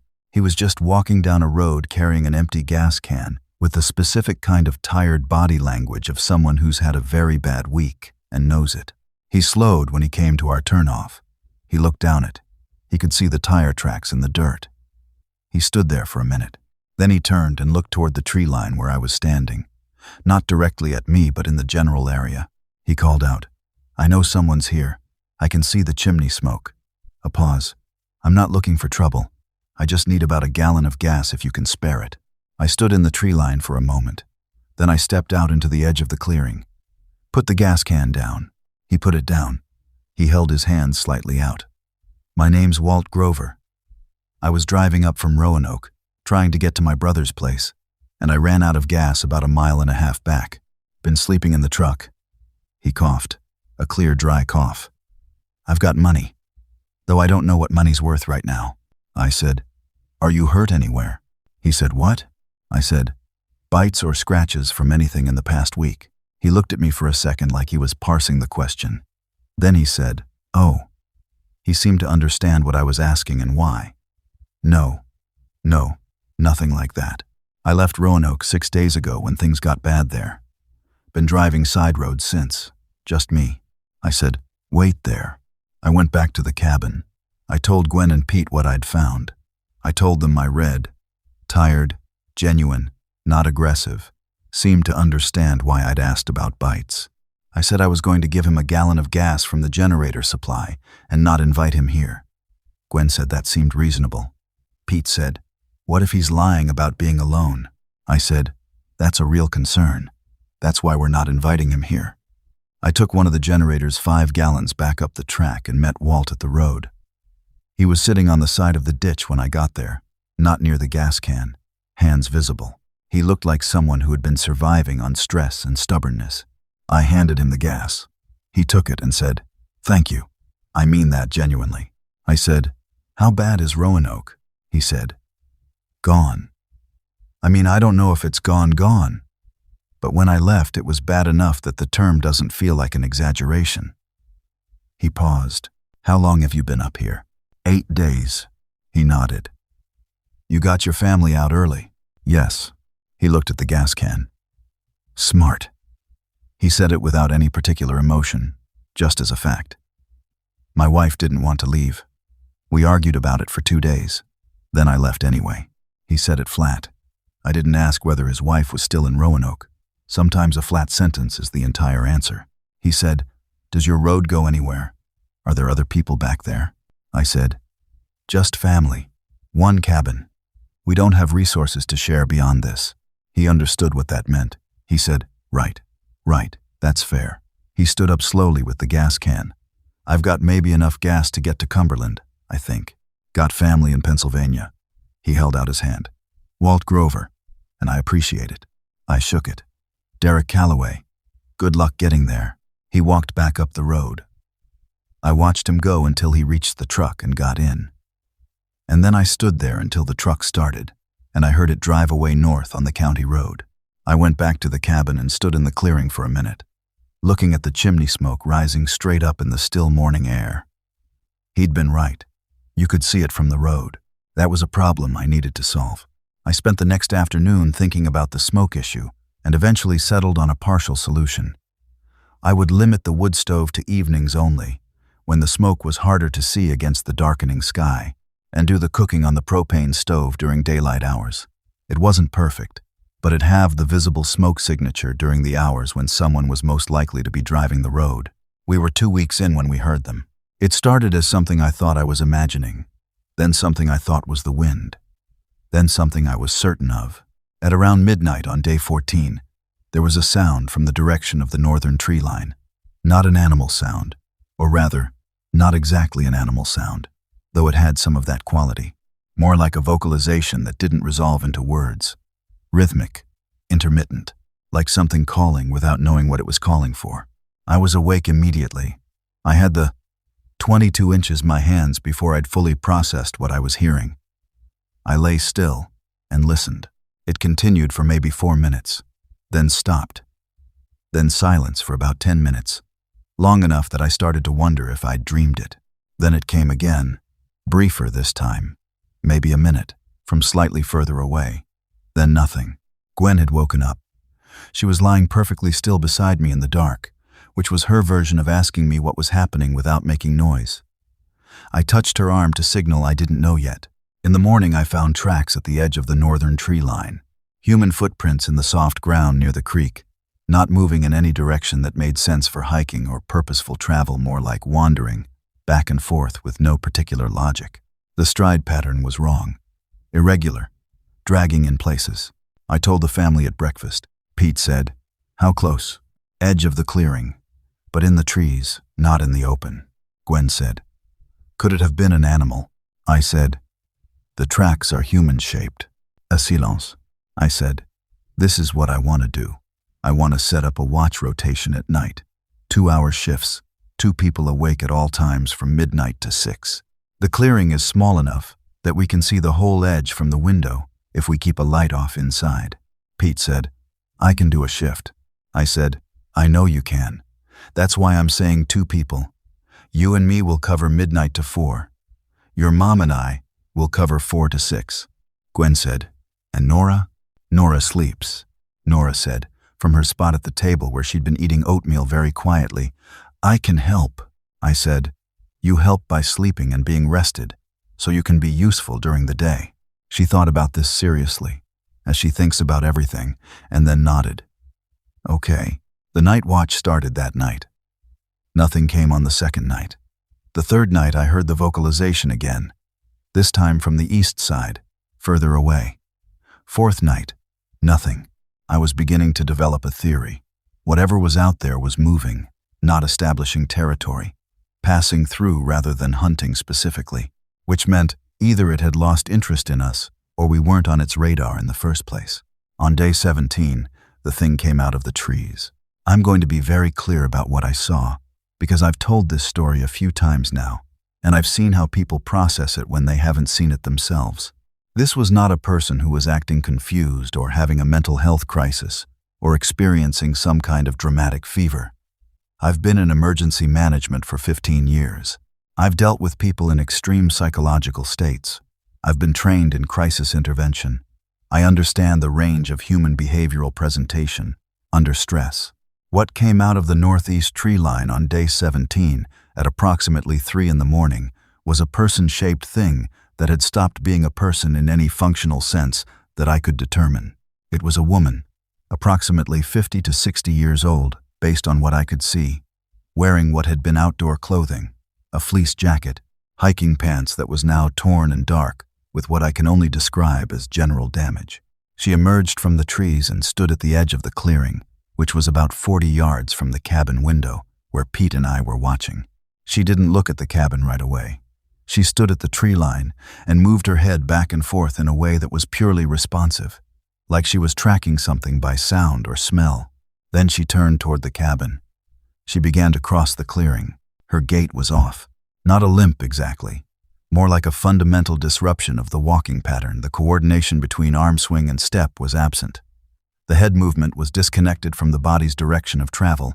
Each step was placed without the anticipatory micro-adjustments that unconscious human walking involves. She was covering ground, but the purposefulness of it was different from a person walking. Pete made a very small sound. Not words, just a sound. I put my hand on his arm. She crossed about 15 yards into the clearing and then stopped, turned her head. Something had caught her attention. Maybe a night animal in the trees on the far side. Maybe a sound I hadn't noticed. She stood completely still, which was its own kind of wrong, the particular absence of the tiny, constant movements, weight shifts, and micro-adjustments that living people do when they stand still. She was genuinely motionless in a way that people are not. Then she turned and walked back to the tree line, stopped just at the edge, and then slowly, without hurrying, went back into the trees. Pete said, very quietly, "What is that?" I said, "That's what's been out there." He said, "It's not." He stopped. I said, "I know." We sat there for a while. Then Pete said, "What do we do?" I said, "We stay quiet and we don't draw attention. That's the most important thing. Sound is what gets them any kind of significant sound. As long as we're quiet and don't have visible light at night and the smoke issue is managed, the probability that one of them comes into the clearing and stays is low." Pete said, "How do you know that?" I said, "I've been watching the pattern. They're moving, not nesting. They don't stay in one place. They follow sound and stimulus, and when there's no stimulus, they move on." He absorbed this. Then, "What if it comes to the cabin?" I said, "We have the rifle. It's a last resort, but it's there." He said, "The sound of a shot would attract more." "Yes, that's why it's a last resort." I paused. "But we can also do other things before it comes to that." That morning I spent time working on the cabin's exterior. I checked every window latch. The door was solid, but the hinges were old, and I reinforced them with additional screws I found in the storage shed. I went around the porch and checked every board and tightened every connection I could find. I put together a basic early warning system cans with small stones on lengths of string tied between trees at the edge of the clearing, low to the ground, so that anything approaching would create a rattling sound long before it reached the cabin. Gwen helped me with the string lines. She didn't talk much while we did it. When we were done, she stood in the clearing looking at what we'd built and she said, "This is real now." I said, "Yes." She said, "I mean, I knew it was real, but..." She shook her head. "I don't know what I mean." I said, "You mean that all the practical stuff we've been doing this past 2 weeks was still inside a frame where this might turn out to be survivable in the normal sense, where at some point we'd go back?" She said, "And now?" I said, "I don't know. Honestly, I don't know. But I know we're okay right now and I know we can work with that." She looked at me for a second. Then she walked back toward the cabin and went inside. Day 20, the snares had been productive enough that we had rabbit every 2 to 3 days, which made a significant difference to the food situation. I was getting better at finding mushrooms. My father had taught me the difference between the edible species in these particular woods and the toxic ones, and there were chanterelles along the creek bank that were still coming in. Nora had become genuinely useful at fishing and was bringing in 4 to 6 trout per session. Between the wild protein and the rationed canned and dry goods, we were eating about 1,700 calories a day per person, which was lower than normal but high enough to maintain function without anyone losing significant weight. The propane for the cooking stove was a concern. I had 2 canisters left, which I estimated at about another 3 weeks of cooking. After that, the wood stove exclusively, which limited what I could cook but not fatally. Pete and I continued building the wood pile. We developed a rhythm for it: morning perimeter check, then a 90-minute cutting session if weather permitted. Pete had gotten genuinely good with the axe. There's a technique to splitting wood that isn't obvious, and he figured it out faster than I had. I watched him work one morning and thought about the version of this kid who'd been leaning against the kitchen counter with his soccer cleats 2 weeks ago, resistant and certain this was all overblown, and the version of him that existed now, not broken down by it. Something closer to the opposite. On day 22, the group arrived. I heard the vehicle before I saw it, the sound of tires on the county road, which was unusual because we hadn't heard any vehicle traffic in about 4 days.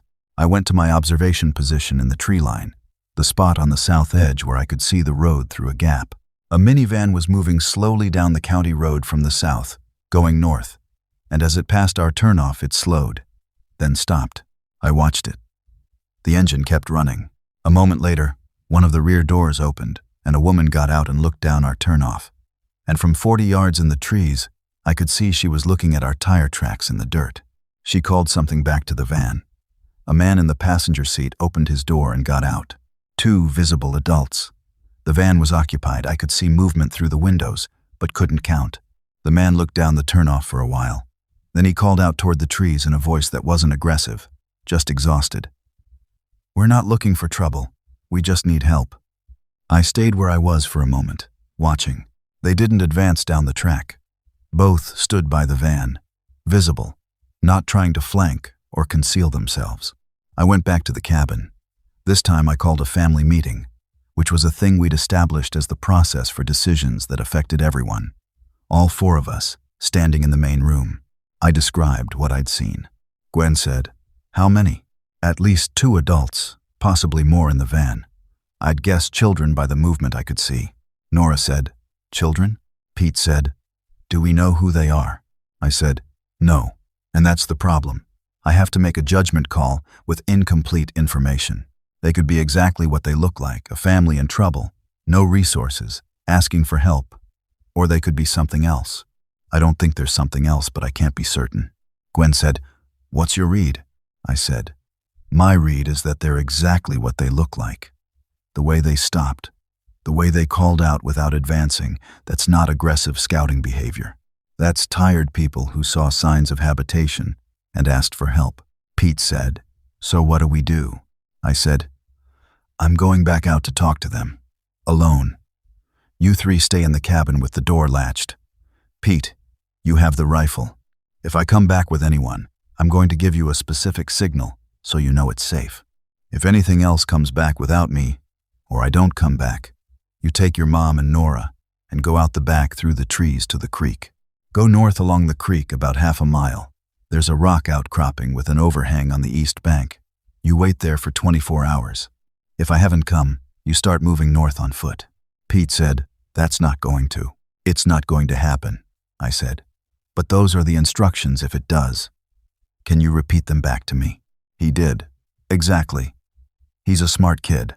I went back to the road with the rifle on my shoulder, visible but not raised. As I came out of the tree line, I took stock. The van was a GMC, older model, the kind of road-worn that comes from being a family vehicle for 10 years. The woman was maybe 35, dark circles under her eyes, wearing a coat that was too large for her. The man was older, maybe late 40s, with the look of someone who's been running on adrenaline for so long it's starting to metabolize into something quieter and more concerning. He had his hands at his sides. Neither of them was carrying anything visible. I stopped about 20 feet from the van. I said, "How many people?" The man said, 6. 4 adults including us, 2 kids. One of the kids is 11, one is 8. I said, "Any injuries? Any bites?" He shook his head. "Nothing. We've been clean. We've been careful." He paused. "We had someone with us who we lost him 4 days ago. Not to a bite. Heart attack. 61 years old." He said that last part quietly, like he was still working through what he'd said. I said, "Where are you coming from?" "Charlottesville, originally. My name's Alan Briggs. This is my wife Diane. We had a house there. Left about a week in." He looked down the dirt track. "We found your road because we've been looking for anything quiet, anything off the main routes. We haven't been able to stay anywhere since we left." He paused. "We're not asking to stay permanently. We're asking for... I don't know what we're asking for specifically. Just something." I looked at the van. A face in the rear window. Small face. One of the kids. I said, "Here's the situation. I have 4 people back there. We've got enough food to manage ourselves for a reasonable period, but not enough to absorb 6 more people on the current math.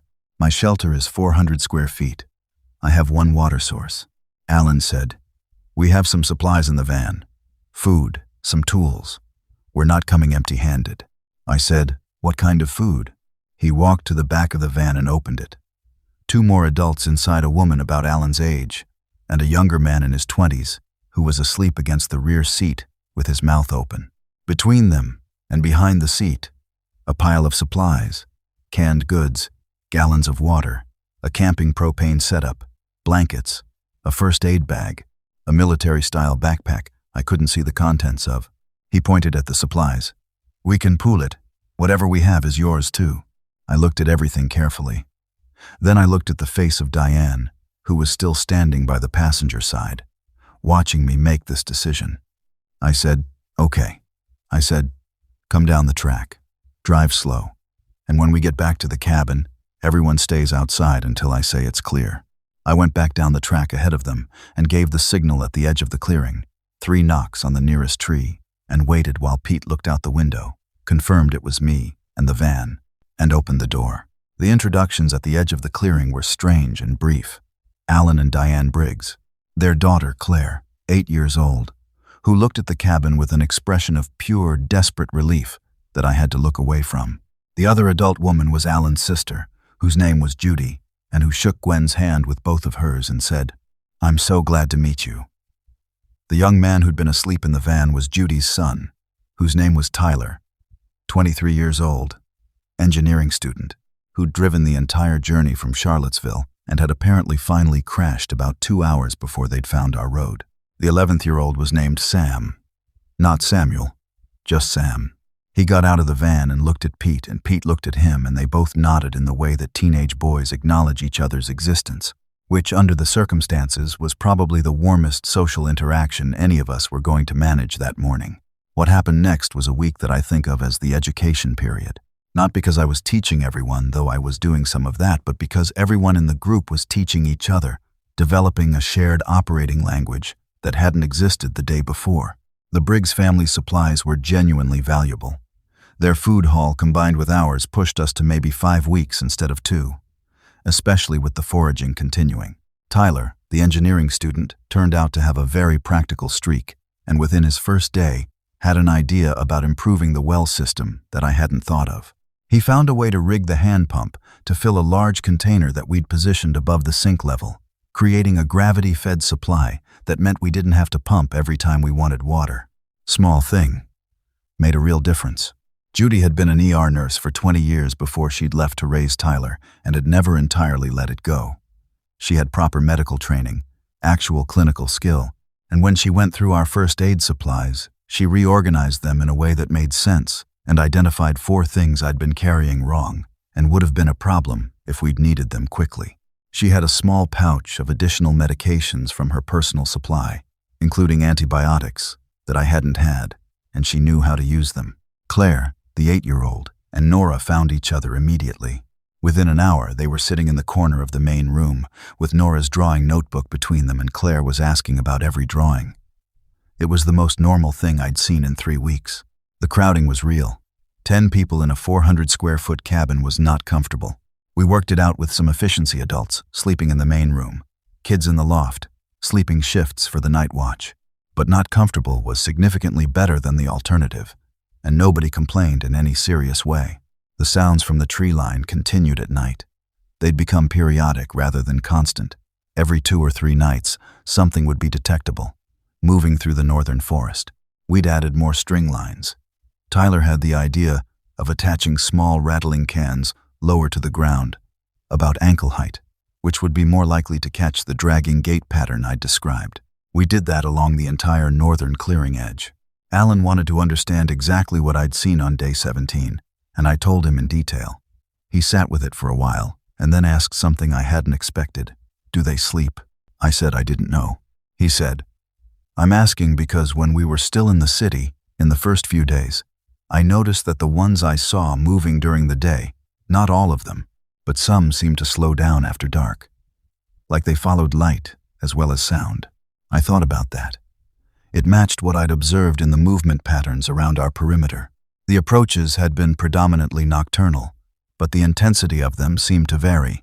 The woman who'd come into the clearing had been at 3 in the morning, but the sounds from the tree line were more frequent in the few hours after midnight than in the hours just before dawn. I said, That's useful information.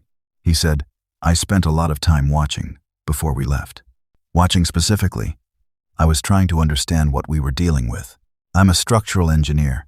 I work with building and systems failures, and my first instinct when something goes wrong is to understand the failure mode. He paused. The behavioral pattern is fairly consistent once you see enough of them. They move towards stimulation, sound, light, movement. In the absence of stimulation, they just move, no apparent direction. They don't seem to need food or water in the conventional sense. I didn't see any of them eat. He stopped, at least not in the regular way. He stopped again and looked out the window. I said, What else did you see? He said, I saw enough, and left it there. On day 28, we had our first real security incident. It was 3 in the afternoon, full daylight, and Pete and Sam were at the creek, fishing something they'd started doing together, once Sam had been shown the basics. I was in the storage shed doing inventory when I heard one of the can-string lines rattle. Not the nighttime ones, a daytime trip line I'd added 3 days before on the south side of the clearing as a precaution. I came out of the shed and looked toward the south tree line. Nothing visible. I walked to the cabin and signaled to Alan, who was on the porch. He came to alert immediately. We'd established a standard response protocol, and he'd taken to it like someone who understood systems. Then I saw it at the tree line. Not 1, 2. They were side by side at the edge of the trees. A man and a teenager, both in the state I described to Alan after day 17. The man's clothing was recognizable as business attire, or had been. The teenager was wearing a high school football jersey with a number on it that I could almost read from 40 yards. They stood at the tree line looking at the clearing. The light was full and bright, and they were visible even from the cabin. They weren't moving, Alan said, very quietly, beside me. They must have heard something. I said, The boys. At the creek. He said, How do we? I said, Stay here. I went around the side of the cabin away from the 2 figures in the tree line and went at a low run through the trees on the east side toward the creek. I got to Pete and Sam in about 90 seconds and gave them the hand signal I'd taught the entire group, both palms down, pressed slowly toward the ground, which meant stop and go quiet and come with me. They both read it immediately. Sam looked past me toward the cabin with sudden alarm. Pete was already reeling in his line, without a sound. We came back through the trees at the east edge, quiet, and got back to the cabin from the side, away from the 2 figures. When we got inside, I counted heads. 10. All 10 people in the cabin or on the immediate porch. The 2 figures had moved closer, about 20 yards into the clearing now, stopped again, facing the cabin. We did not make a sound. This is the thing about silence when you're doing it seriously, with purpose. With 10 people, including 2 young children, it requires a specific kind of collective discipline that you can't fake. Everyone has to understand not just the rule but the reason, and they have to believe in both. We had been practicing quiet as a group for almost 2 weeks at this point, and it showed. Nora sat in the corner of the main room with Claire beside her, and I watched Nora reach over and take Claire's hand, and neither of them made a sound.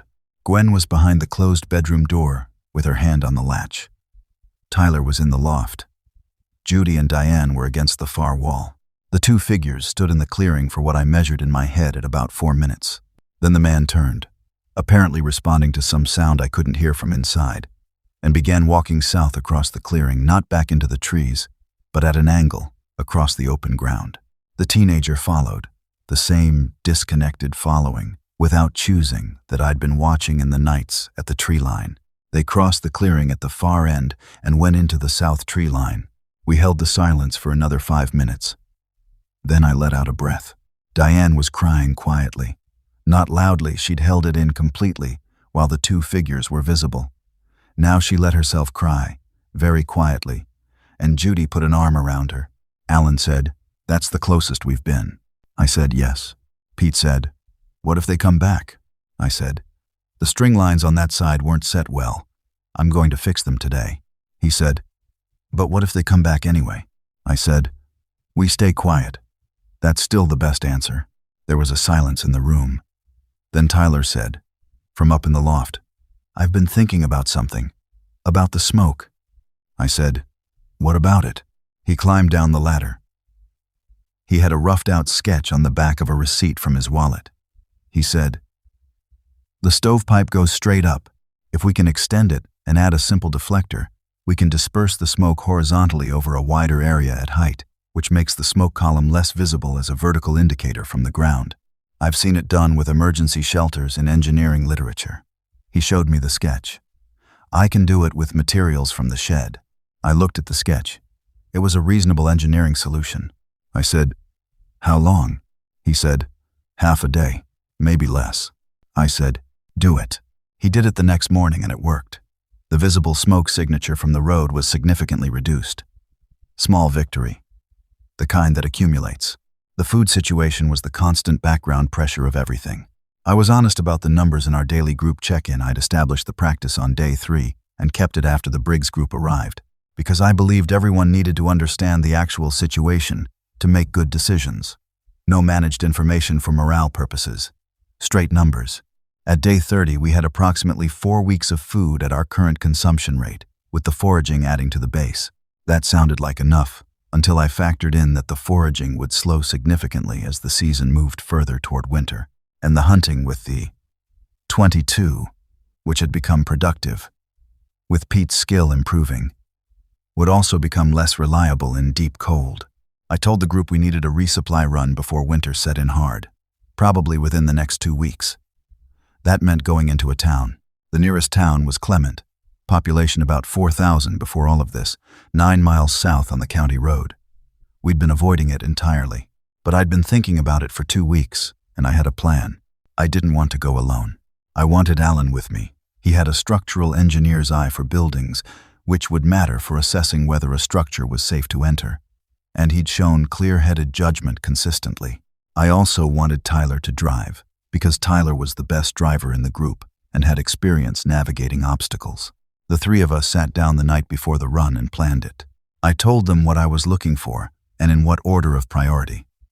Preserved food in quantity, fuel, both gasoline and propane medication, and any tools or materials that would help with winter preparation. I told them how I wanted to move, vehicle stays on the perimeter of town, until we've done a foot reconnaissance of 1 block. We move in a spread formation, not a single line. We are quiet, and we are fast, and if anything becomes uncertain, we leave immediately without finishing.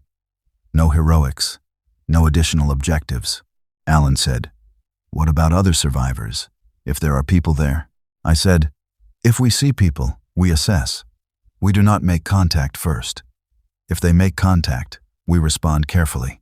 Tyler said, "What if there are things in the stores?" I said, "They won't be inside. They move towards stimulus, and inside a dark, quiet building there's no stimulus. They congregate where there's more activity, near roads that had traffic, near buildings where there were people making sound. A grocery store that's been dark and quiet for 3 weeks is probably empty inside." Alan said, "Probably." I said, "Yes, probably." We left at 5:30 in the morning. First light. The van. 3 of us.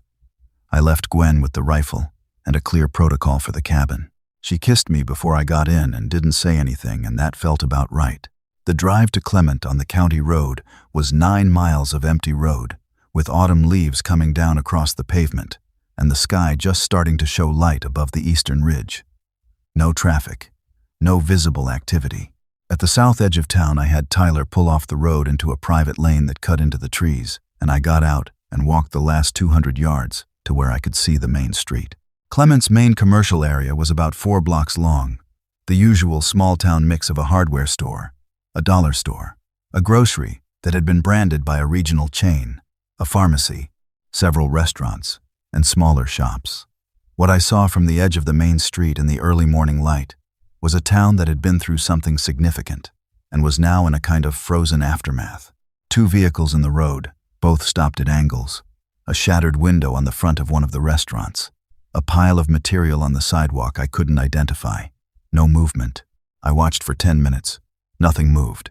I went back to the van and brought Alan forward to look with me. He watched for 5 minutes. He said, "The hardware store. Can you see the sign? It's around the south side. There might be a delivery entrance." I'd noticed the same thing. Hardware store first. It was the most useful and likely to have things nobody else had prioritized looting. We moved fast. Tyler stayed with the van, engine running, on the lane. Alan and I went in on foot along the building line, staying close to the walls. We got to the hardware store. The front door was glass and was intact, still locked. I went around to the delivery entrance. It was steel, also locked. I had a pry bar from the storage shed, and it took me about 2 minutes to lever the door open enough to get through.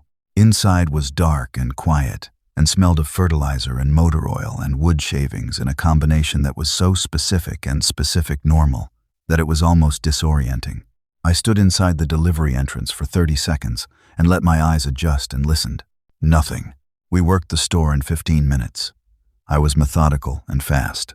I filled the 2 large duffel bags we'd brought with the things on my priority list: a second axe, a proper hunting knife, 2 more handsaws, rope, fire-starting supplies, a portable hand-operated water filtration unit that was still in its box, a box of various sized nails and screws, a battery-powered lantern with batteries included, and 3 additional boxes of .22 ammunition that I found behind the counter by the kind of luck you accept without examining too closely. Alan found a small propane heater with 2 tanks still on the shelf, overlooked because it was on the bottom of a tall rack.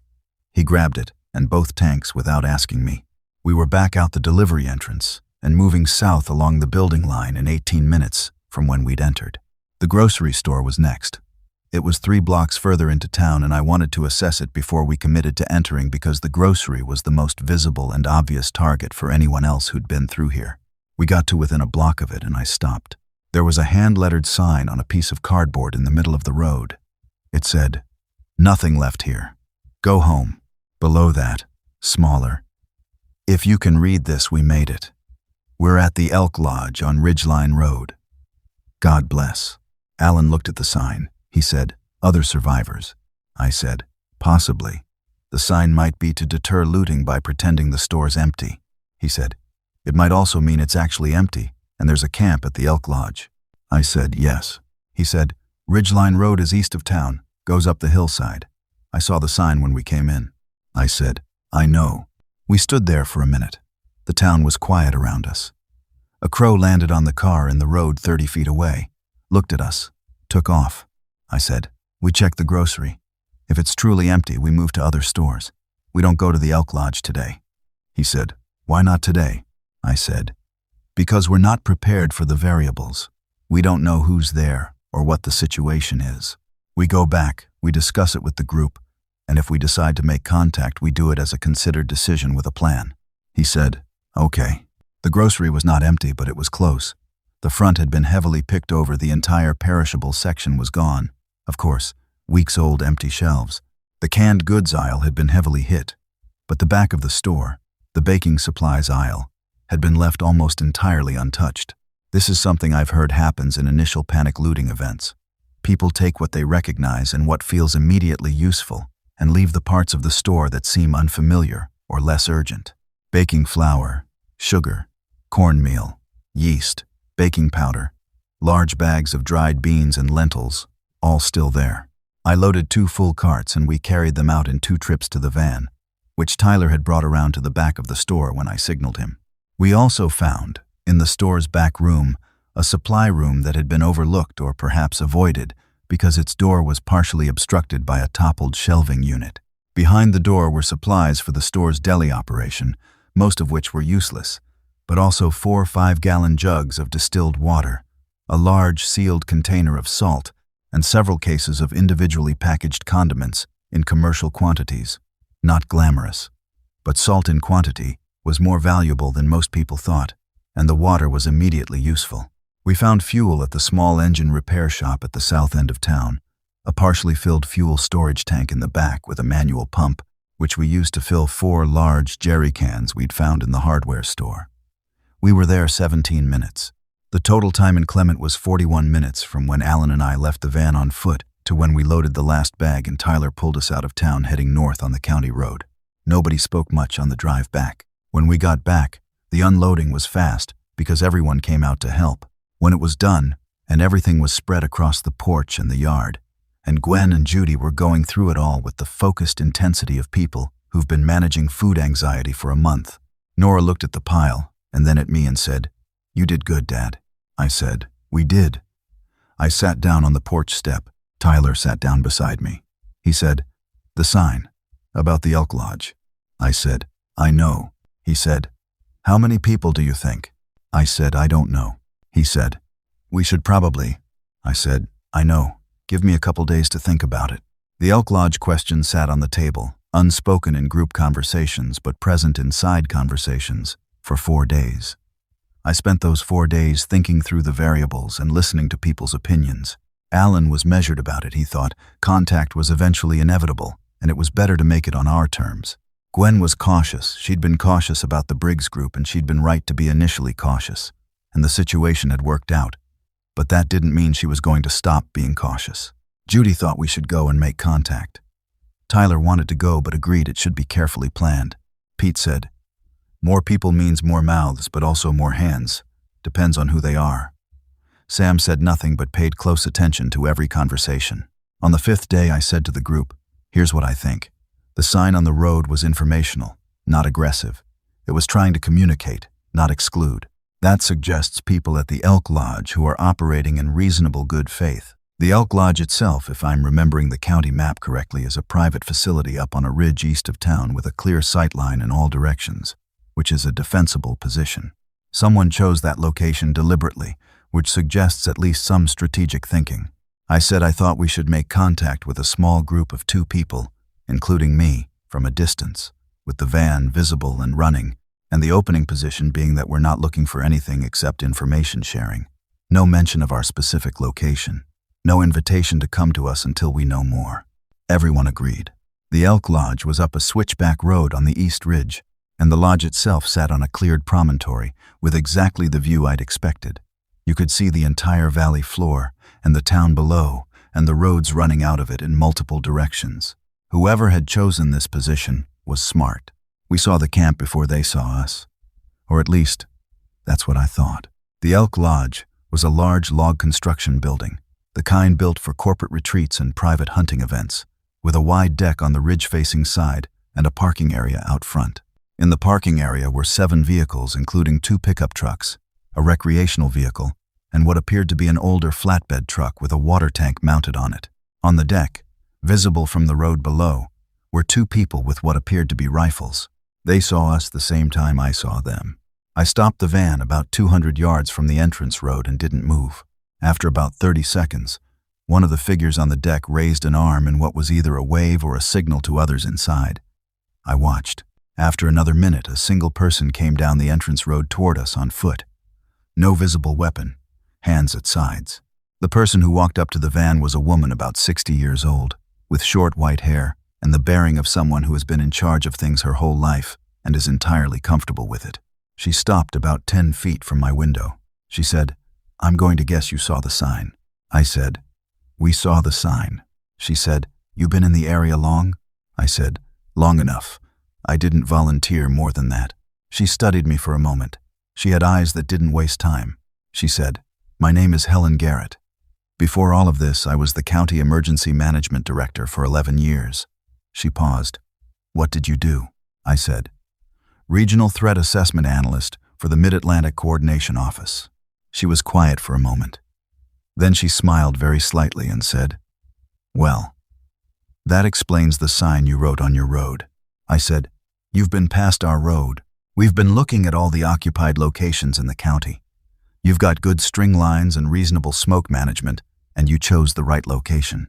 The sign at your turnoff, the one that says nothing worth stopping for, which I'll admit is what it looks like at first glance, that's someone who knows what they're doing. I said, How many people do you have? She said, 19, including 11 adults who are functional and 3 who have varying degrees of medical issues, 2 children under 10, 3 teenagers. She paused. We also have a physician who was vacationing at a rental property nearby when this started, and a man who was in the National Guard Reserves before he retired who has been indispensable. I sat with that for a moment. She said, How many at your location? I said, 10. She said, Healthy? I said, All healthy. 3 with significant useful skills beyond basic labor. She nodded. She thought for a moment. Then she said, I'm not going to suggest we combine locations.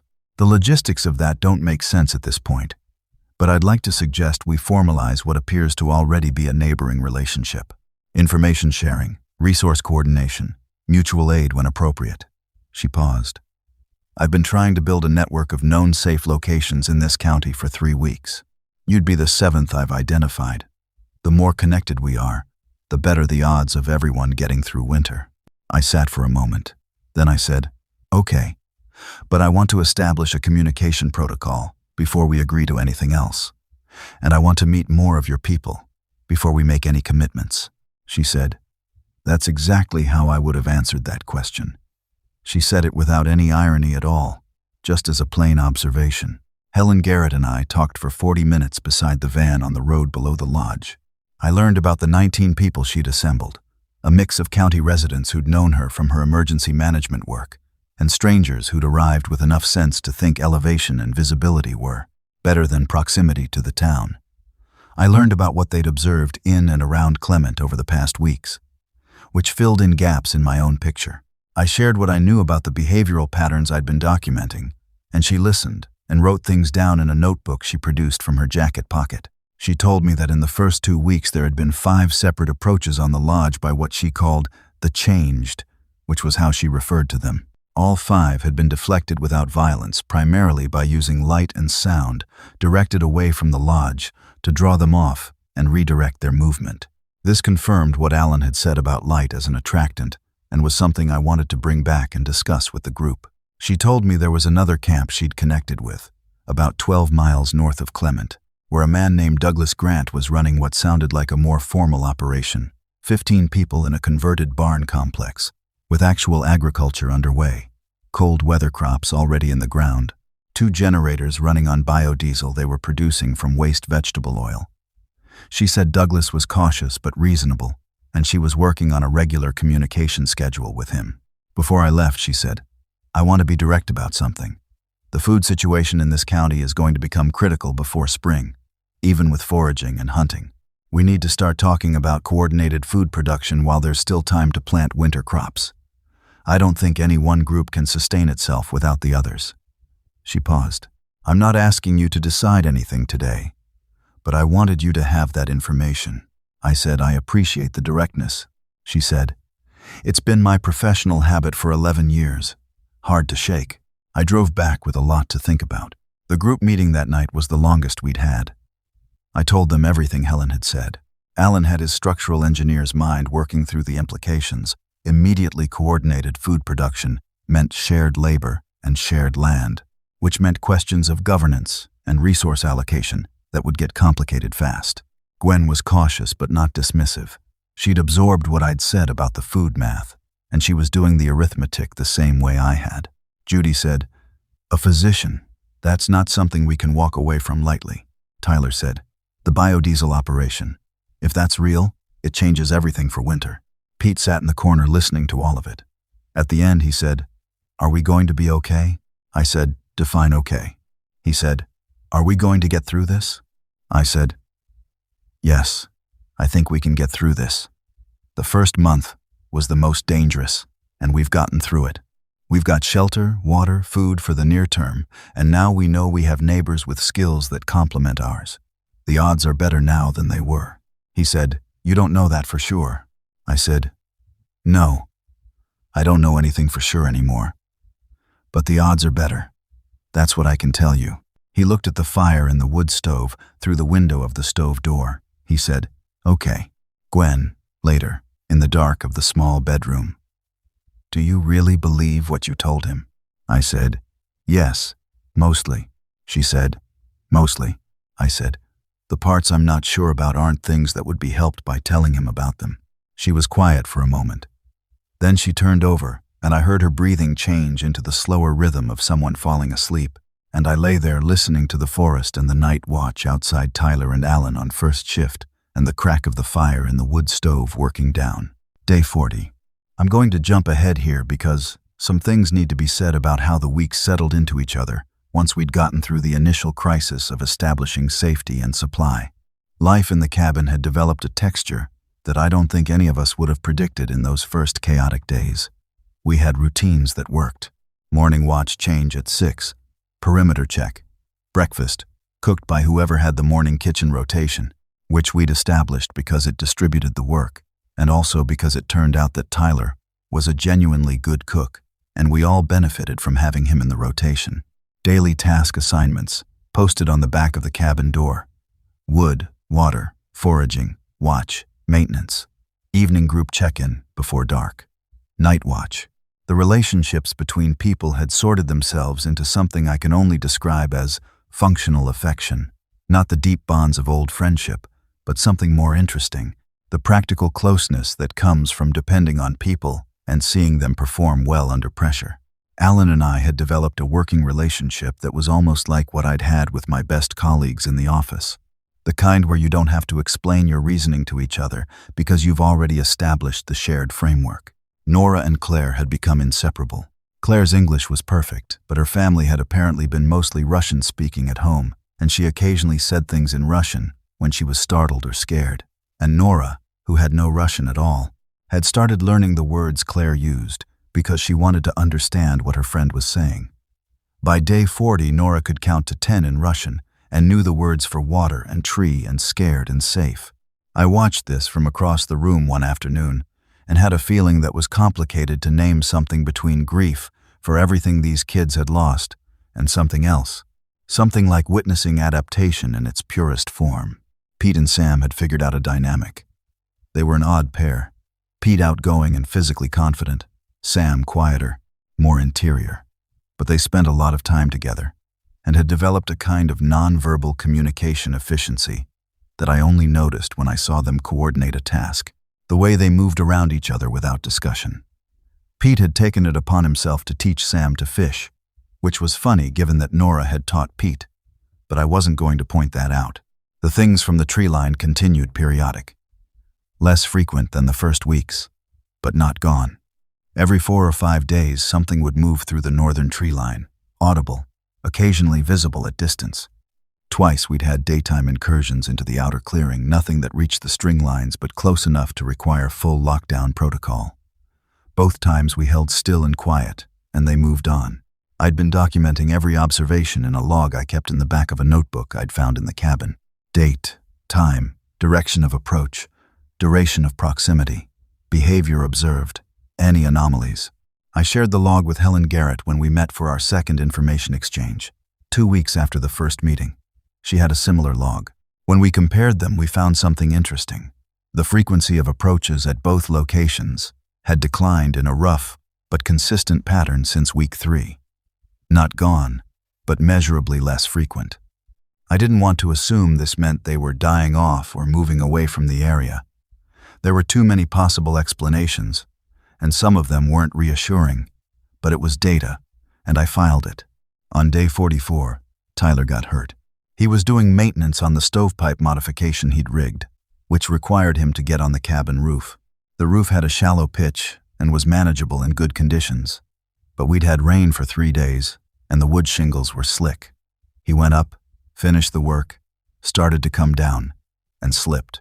He landed on the porch railing, which did not hold, and went through it onto the ground below. He didn't lose consciousness, but he'd landed on his right shoulder, and his face was white with pain. Judy was there in under a minute. She assessed him on the ground. He was breathing. No signs of head injury from a brief neurological check she ran, but the shoulder was clearly the problem. She ran her hands over it with the focused efficiency of 20 years of ER nursing and said, "I think it's a dislocation, possibly with a small fracture. I can't be sure without imaging, but it's not in position." She looked at Alan. "I can reduce it if you can hold him. It's going to hurt." She reduced the dislocation. Tyler made a sound that I don't need to describe in detail. Then he lay still for a moment, breathing, and then said, Okay, that's better." Judy made a sling from a cloth she cut from one of the flannel shirts in the cabin closet. She said he needed to keep the arm immobilized for at least 3 weeks. She said if he'd fractured something, it might take significantly longer. Tyler said, 3 weeks. Judy said, 3 weeks minimum. He said, "I can still." She said, "You can do things that don't involve that shoulder. List for me the things you've been doing that require 2 hands." He listed them. She crossed out most of the list. He adapted. He ran the cooking rotation with 1 arm, which was more possible than it sounded, and which he managed with a determination that was genuinely impressive. He worked on planning and problem-solving rather than physical tasks, which turned out to be where some of his most useful thinking happened. It was Tyler, immobilized in the cabin with 1 arm, who worked out the winter food production plan we eventually proposed to Helen Garrett. The plan was this: our cabin site, the Elk Lodge, and Douglas Grant's barn complex formed 3 points of a rough triangle approximately 9 miles across. Between the 3 locations was a mix of cleared land, old farmland that had been abandoned for various periods, and productive forest. Tyler had been looking at what I remembered of the county map and what Helen had told us about the local topography, and he'd identified 2 parcels of land that were accessible from all 3 camps, that had good southern exposure and soil quality based on what vegetation was growing on them, and that were each large enough to support meaningful food production with coordinated labor. The plan required regular contact between the 3 groups. It required sharing labor across locations, which meant movement on the roads, which had its own risk profile. And it required a level of trust and coordination between 3 groups of people who barely knew each other. But the alternative was 3 isolated groups, each trying to grow or forage enough food for winter alone, which the math said was insufficient for at least 2 of the 3 groups. I brought the plan to Helen at our next meeting. She read Tyler's written summary, 4 pages of careful reasoning with hand-drawn maps, and was quiet for a long time. Then she said, "This is the right thinking." I said, "But?" She said, "Not a but, a complication. Douglas Grant. He's been resistant to coordination. His position is that his group's isolation has been their protection, and he's not willing to compromise it." I said, "Is he right?" She said, "He's not wrong, but he's thinking in a time frame that's too short. His supplies will run out before spring, and then his isolation won't protect anyone." I said, "Can I talk to him?" She said, "You can try. I'll give you his communication protocol." The communication protocol turned out to be a specific sequence of short horn blasts on the county road near his turnoff, which felt slightly absurd but was his system, and I respected that he had one. I drove up 2 days later and sat on the county road and did the sequence. After about 15 minutes, a truck came down his road and a man got out. Douglas Grant was roughly 60, lean and weathered in the way of someone who has worked outdoors for decades. He had the same kind of direct assessment in his eyes that Helen had. These were people who'd spent their professional lives reading situations, and he looked at me and my van and the county road in both directions before he said anything. He said, "Helen told me about you." I said, "Good things. I hope." He said, "She said you were in the same line of work as her." Adjacent. He said, "She said you have a group of 10 healthy, good location, functioning supply situation. She said you think we need to coordinate on food production before winter." I said, "That's accurate." He said, "I've been doing this since the 2nd day. I got 19 people through 6 weeks without a single incident because I've kept them here, on this ridge, under tight protocols." He paused. What you're proposing introduces variables I've controlled for, I said. I understand that logic. It's the right logic for the first 6 weeks. I paused. What's the food situation inside your wire right now? Not what you've planned for. What's the actual inventory? A silence. He looked at the road. Then he said, enough for another 3 weeks, maybe 4. The crops in the ground now won't come in until late November, earliest. And that's if the first hard freeze holds off. I said, and if the freeze comes early? He didn't answer. I said, I'm not saying the coordination comes without risk. It does. But the risk of not coordinating is running out of food inside your wire before your crops come in, and you're in a worse position dealing with that crisis than you are managing the risks of movement and contact now. He looked at me for a long time. Then he said, come and see the place. I went with him up the road to his compound, which was genuinely impressive, a barn complex that he'd converted into a well-organized community with clear divisions of space, a functioning kitchen operation, a workshop. He had organized people by skill and was running an efficient operation. I could see why his approach had worked. I could also see the problem. His food production, which was sophisticated for what it was still insufficient for 19 people over a full winter. I walked his fields with him. I showed him Tyler's plan. He read it twice, standing in the cold November morning, and handed it back to me. He said, the boy who wrote this knows what he's doing. I said, he studied structural systems engineering. He thinks about load distribution and failure modes. He said, that's exactly what this is. He paused. All right. Tell me how the communication works between the 3 sites. Getting Douglas Grant to agree to the coordination plan was the most significant single development of that period. Because what it meant in practical terms was that we had 19 people worth of additional labor for the food production effort, and Douglas's biodiesel operation for fuel, and in exchange his group's food security through winter became the shared responsibility of all 3 groups. The math changed significantly. What followed in the weeks after that was less dramatic than the previous weeks, but more grueling in a specific way. The sustained physical and organizational work of building something that would last through winter in a degraded world without adequate tools or infrastructure. We worked across all 3 locations in rotating groups, maintaining enough people at each location to run the watch protocols while sending working parties out to the field sites Tyler had identified. The first time a combined working party from our cabin and Douglas's compound walked into the same field together was strange. Standing in what had been a hayfield, watching people who'd been strangers 6 weeks ago organize themselves into a working group. It was the kind of thing that didn't fit any prior frame I had for how life was. Organized. Gwen came on that first combined work day. She'd asked to come and I'd said yes, and she and I worked side by side in the field for most of the day, turning soil and laying down the winter cover crop. Douglas's agricultural knowledge said we needed. We didn't talk much. At one point she straightened up and looked across the field at the mix of people working and said, this is what you were trying to protect. I said, what? She said, when you made us leave. This. She gestured the field, the people, the clear autumn sky above the ridge. You were trying to make sure we'd still be here to be part of whatever comes next. I said, I didn't think about it that way. She said, I know, but that's what it was. I thought about that for a while, standing in a muddy hayfield with dirt under my fingernails and my back aching in a way it hadn't for years, 12 weeks removed from the Tuesday morning when I'd sat at my desk and felt something go cold in my chest. I said, I just didn't want to lose you, any of you. That was the whole calculation. She said, I know that too. She looked at the field again. Pete told me about what you said to him, on the porch that first week, about calling me first. I said, did he? She said, he thought it was important. I said, it was. She went back to turning soil. I went back to turning soil. Day 63. We need to go back into Clement. This time, the supply run was organized differently. It involved people from all 3 camps, 12 adults total, moving in 4 vehicles, with a pre-planned sweep of the commercial area and a systematic approach to every building on the main street that hadn't been cleared yet. Helen coordinated it. Douglas provided the flatbed truck for hauling capacity. I want to tell you about going into the pharmacy specifically because of what we found there.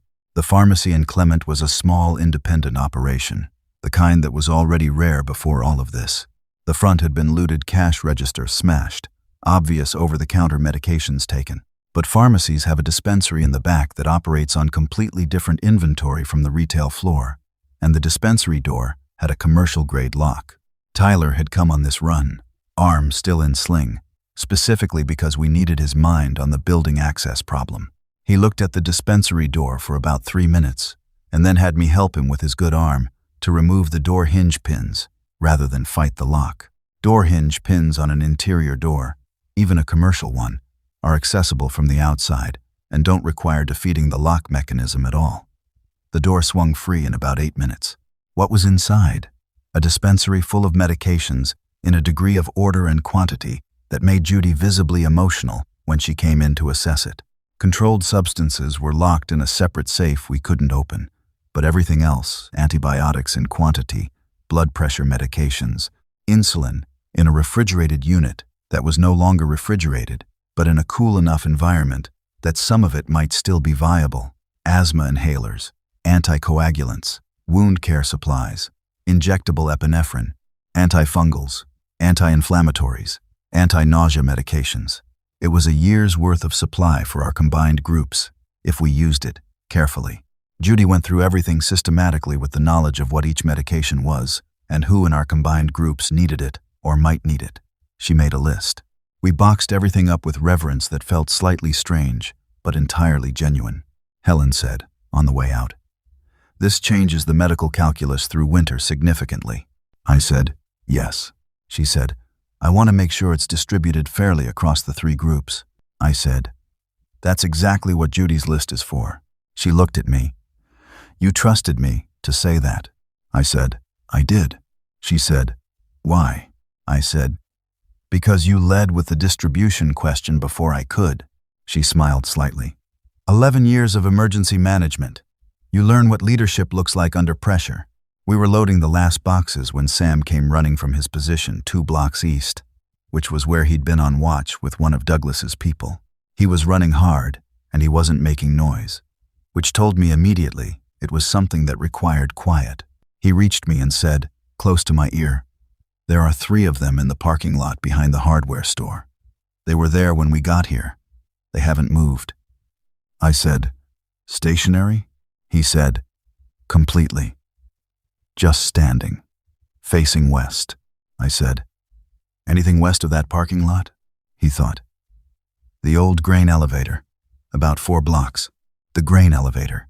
Something there. Something producing stimulus that was holding 3 of them in place, pointed at it, in the middle of the day." I thought about that and didn't like what the thinking produced. I said to Helen, "We need to leave. Now. This direction. Not back through the main street." She didn't ask why. She started moving the group toward the vehicles. I said to Sam, "Did they seem aware of you?" He said, "I don't think so." I stayed back. I said, "Good.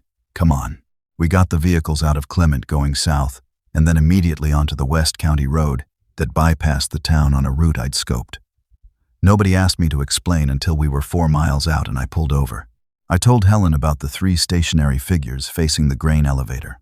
She said, "What does stationary and facing mean to you?" I said, "I don't know. But stimulus tracking by sound or movement. Something in that elevator was producing a stimulus strong enough to hold 3 of them in place, for we were in town for 40 minutes. If they were there when Sam first spotted them, they might have been there longer." She said, "An animal? Trapped inside?" I said, "Possible." She said, "Or someone."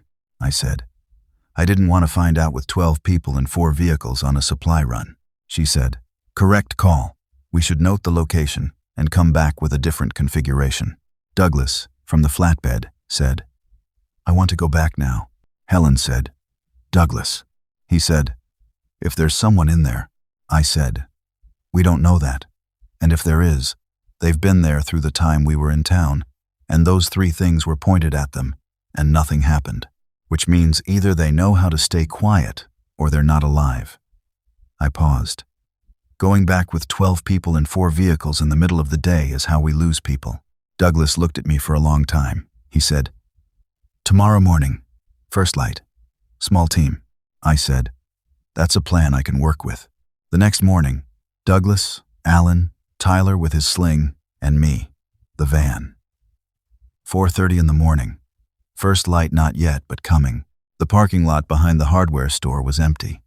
The three figures who'd been there yesterday were gone. We approached the grain elevator on foot from the south, moving along the building lines. The elevator was a large cylindrical structure connected to a receiving building. Old concrete construction, the kind that has been in these towns since before anyone alive can remember. The main door was a sliding steel affair that was padlocked. Douglas found the ground-level access panel on the south side that grain elevator people know about and non-grain elevator people don't. He opened it. From inside we could hear breathing. Not multiple breaths, one. Slow and regular. Someone asleep. Alan and I went in. The interior of the elevator's receiving building was large and dusty and smelled of grain and must, and the specific cold of concrete in November. In the far corner, behind a pile of old equipment, a person was asleep in a sleeping bag on a piece of cardboard. A girl. Teenage. 15 or 16 maybe. In a sleeping bag that was too thin for the temperature, with her head on a rolled-up jacket and her face turned toward the wall. I said, very quietly, "Hey!" She was awake instantly. The kind of awake that happens when someone's been sleeping lightly for a long time, and any sound is a threat. She was on her feet with something in her hand. Before I'd finished saying the word, a folding knife, open. She looked at us. She looked at the door. Then she said, in a voice that was rough from sleep and possibly from not talking to anyone for a while, "How many are you?" I said, 4. Outside. "We're not," I paused. "We're not here to hurt you." She looked at the knife in her hand. She closed it slowly. She said, "How did you find me?" I said, "We saw them yesterday, the ones who were in the parking lot." Pointed at this building. "We came back this morning before they were moving." She processed this. She said, "They were there again last night. They're there every night, but they can't open the door." I said, "How long have you been here?" She said, "I don't know. 3 weeks, maybe 4. Alone, in an elevator. 3 weeks. With them circling outside every night." I said, "What's your name?" She looked at me for a second. She said, "Lily."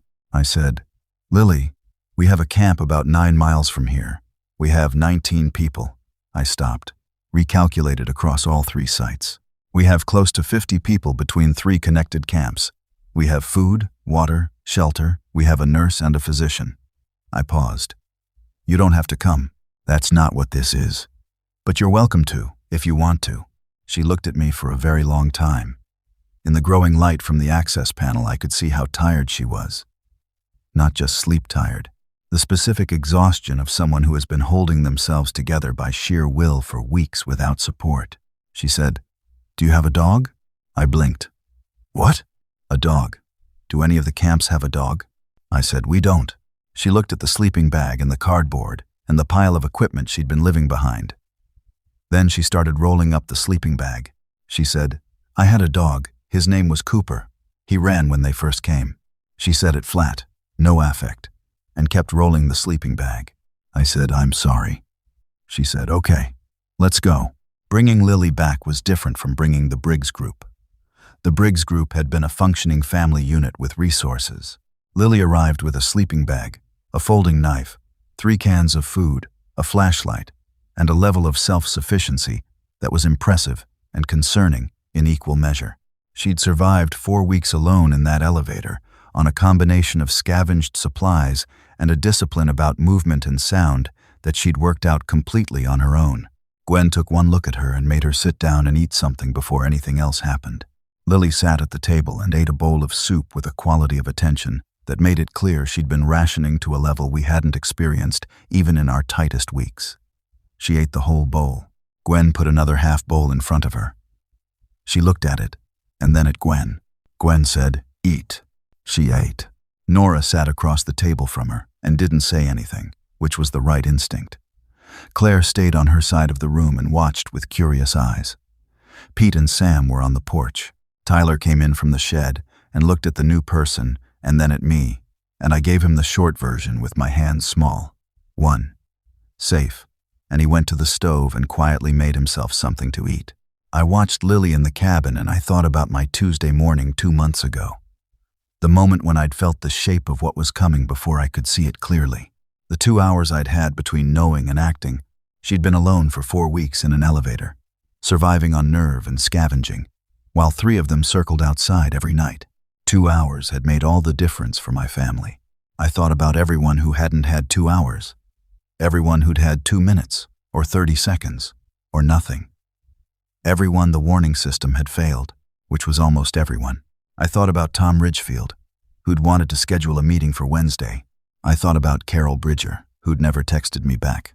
I thought about Kyle, Pete's friend, who'd been alone in the house when his parents weren't there, who I'd told through a text relayed by Pete to go to the top floor and take food with him. I had no idea if Kyle was alive. I thought about the cities. I sat on the porch steps while Lily ate inside, and the sky above the tree line went from gray to pale blue to the clear particular blue of a cold November morning. And I let myself think about all of that for about 10 minutes. Then I came back inside. There was work to do.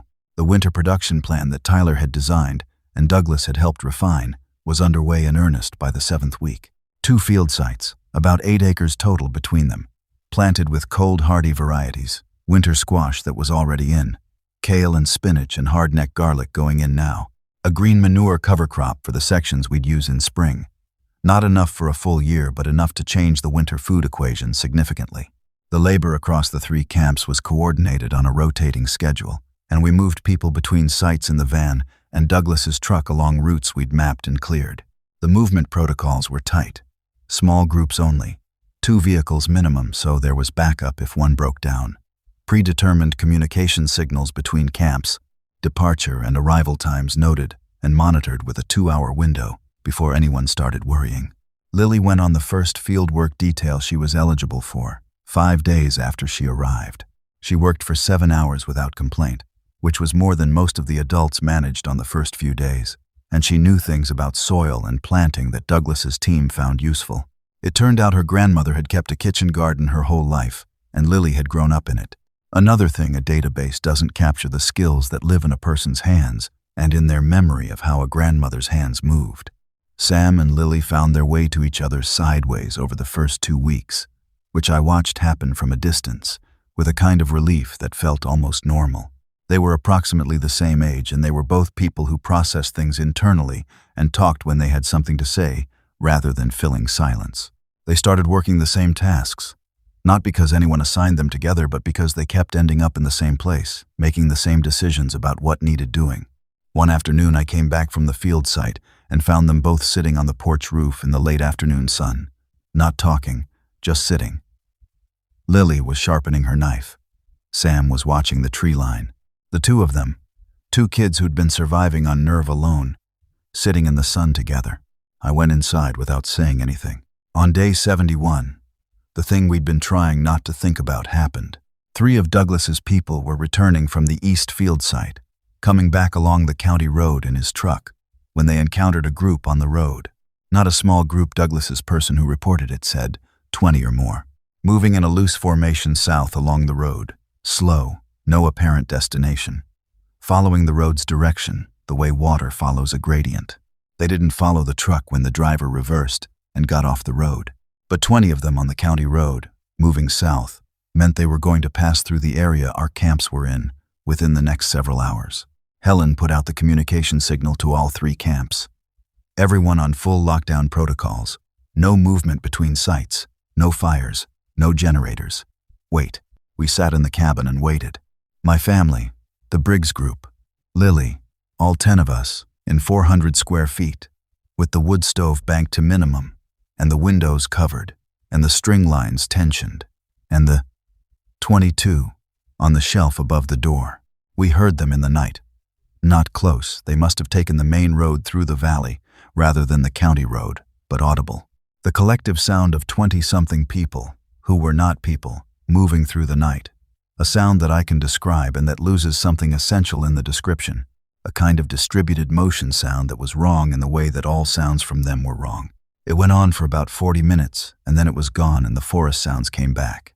Claire asked, in the dark, if they were gone. Nora said, yes, they're gone. Come here. In the morning we did the accounting. All 3 camps reported the same sound, the same duration, the same direction of travel. No incursions to any location, no damage. In the light of the cold morning, in the accounting of the aftermath, the 20-person group had passed through our area and moved on. Douglas said, on the communication protocol the next morning. South. They went south. I said, I know. He said, there's nothing south of us for 15 miles. I said, they'll turn when they hit something. They always do. He was quiet for a moment. Then he said, how do you know that? I said, because I've been watching them for 10 weeks, and they follow stimulus. Open road with no stimulus at the end of it isn't a destination for them. They'll turn, he said, and come back north. I said, maybe. Maybe they find a different stimulus elsewhere. I don't know. But I know we stayed quiet, and they passed through. He said, you've been right about them every time.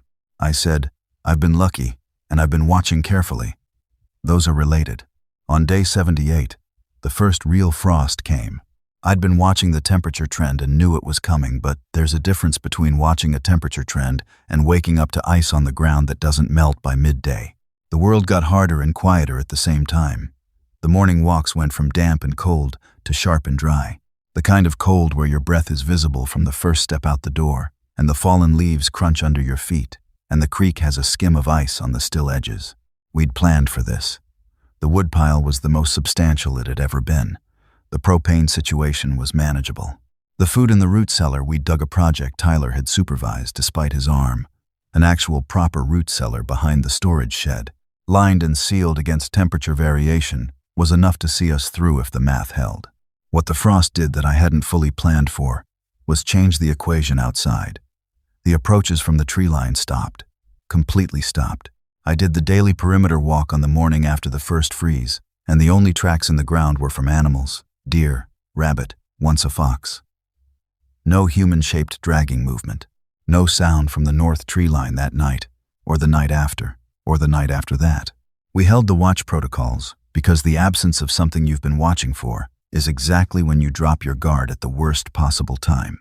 But after 2 weeks without any approach or sound, I had a conversation with Helen about what we were observing. She'd seen the same change at the lodge. Douglas had seen it at the compound.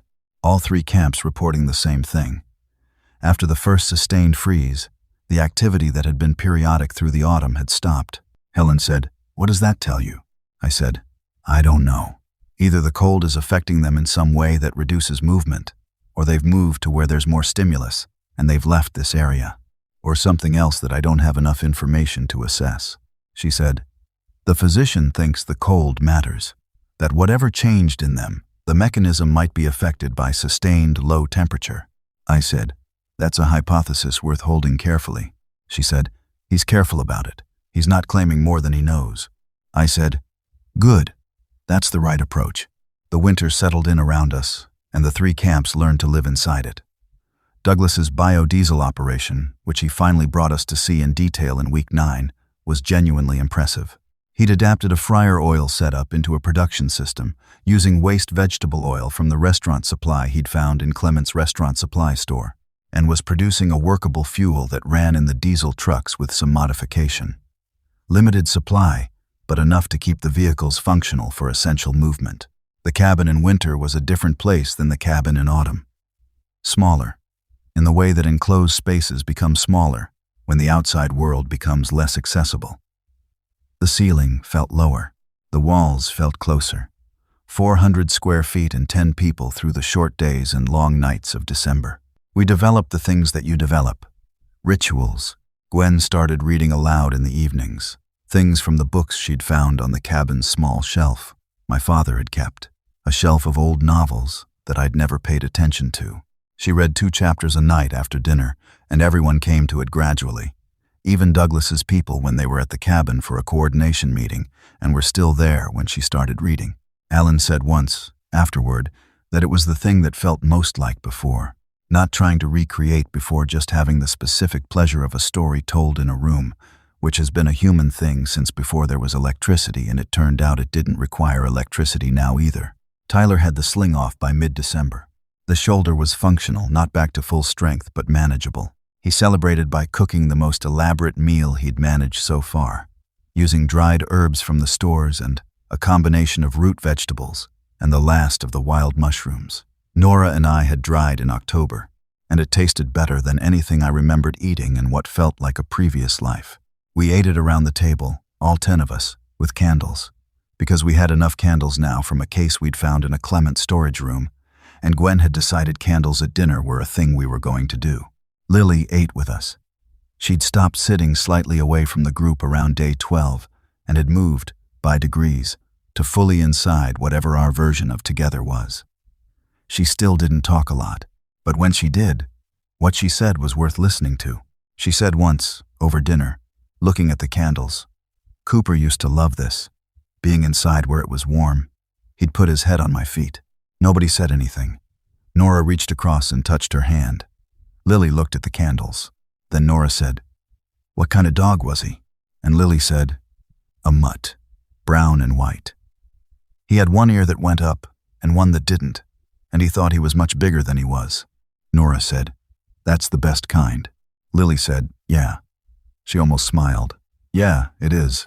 I'm recording all of this. I've been writing it down since week 4 in the notebook I mentioned. And what you're getting now is not quite a transcription of the notebook, but something more than the notebook. Something that incorporates the things I understand now that I didn't when I was writing them down in the immediate moment. The difference between the log entry that says temperature dropped, frost on ground, no approaches observed, and the paragraph that explains what that meant when we were living inside it. I'm not doing this because I think my account is more important than anyone else's. Helen Garrett is a better writer than I am, and is keeping her own detailed record.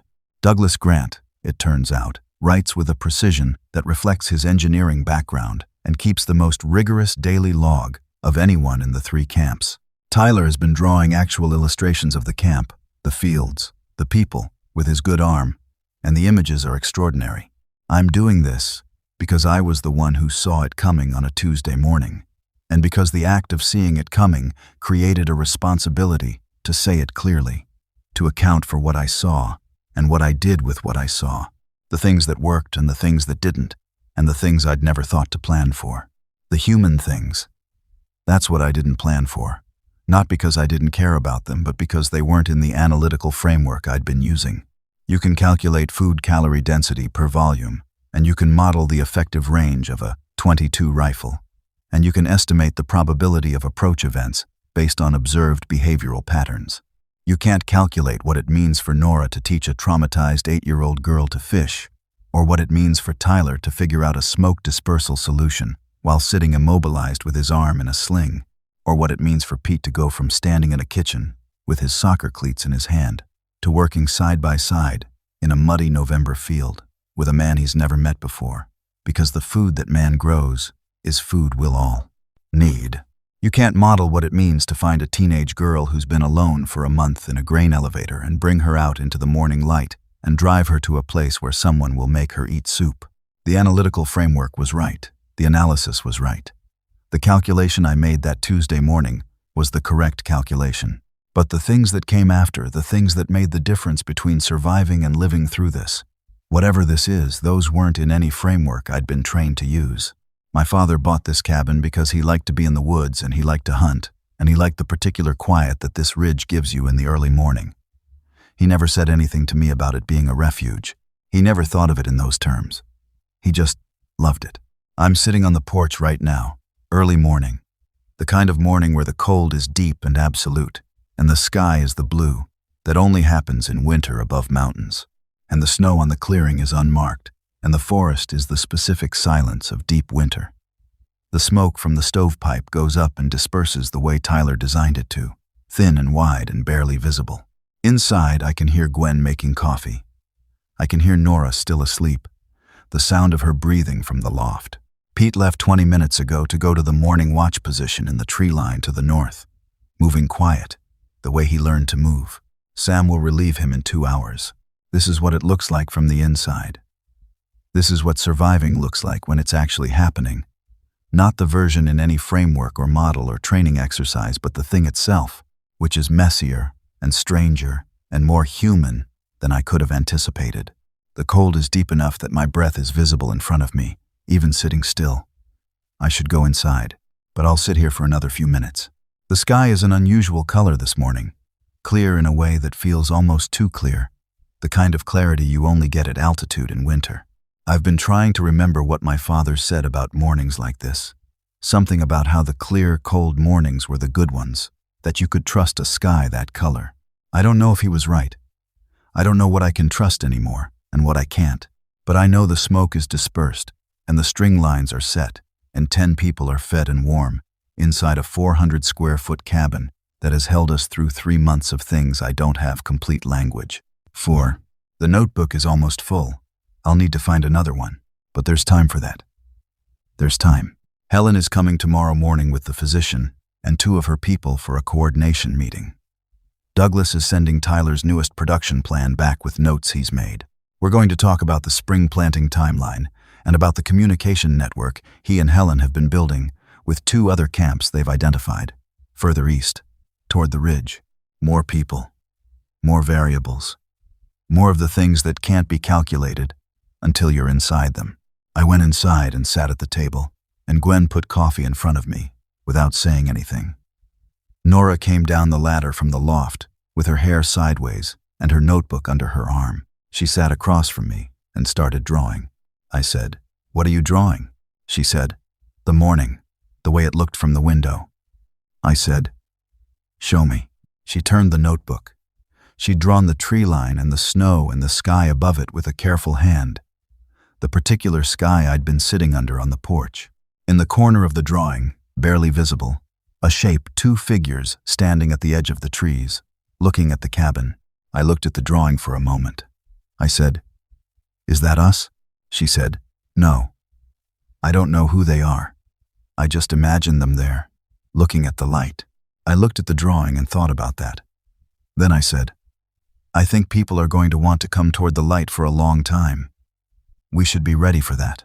She nodded seriously, the way she nods when she's adding something to the internal record she keeps. She closed the notebook. Lily came in from the back room, still half asleep, and went straight to the coffee. Pete came back in from the North Watch and stomped the snow off his boots at the door. Gwen was making oatmeal, outside, down the county road. 2 months from now, we'd start planting. And right there, in that small cabin, in that particular ordinary morning, I understood something I hadn't fully understood before. The Tuesday morning wasn't the story. The Tuesday morning was just the door. Everything I was looking at: the oatmeal, the sleeping notebook, the snow boot prints on the floor, Lily's hands around a coffee cup, Pete's breath still cold on his face from the walk back. That was the story. That's the thing the cascade failure window was for. That's what I'd walked through the door to get to. I didn't say any of that out loud. I just sat there and drank the coffee and watched my family and the people who'd become our people move through a cold morning in a small cabin on a ridge in the mountains, and I let it be enough. It was.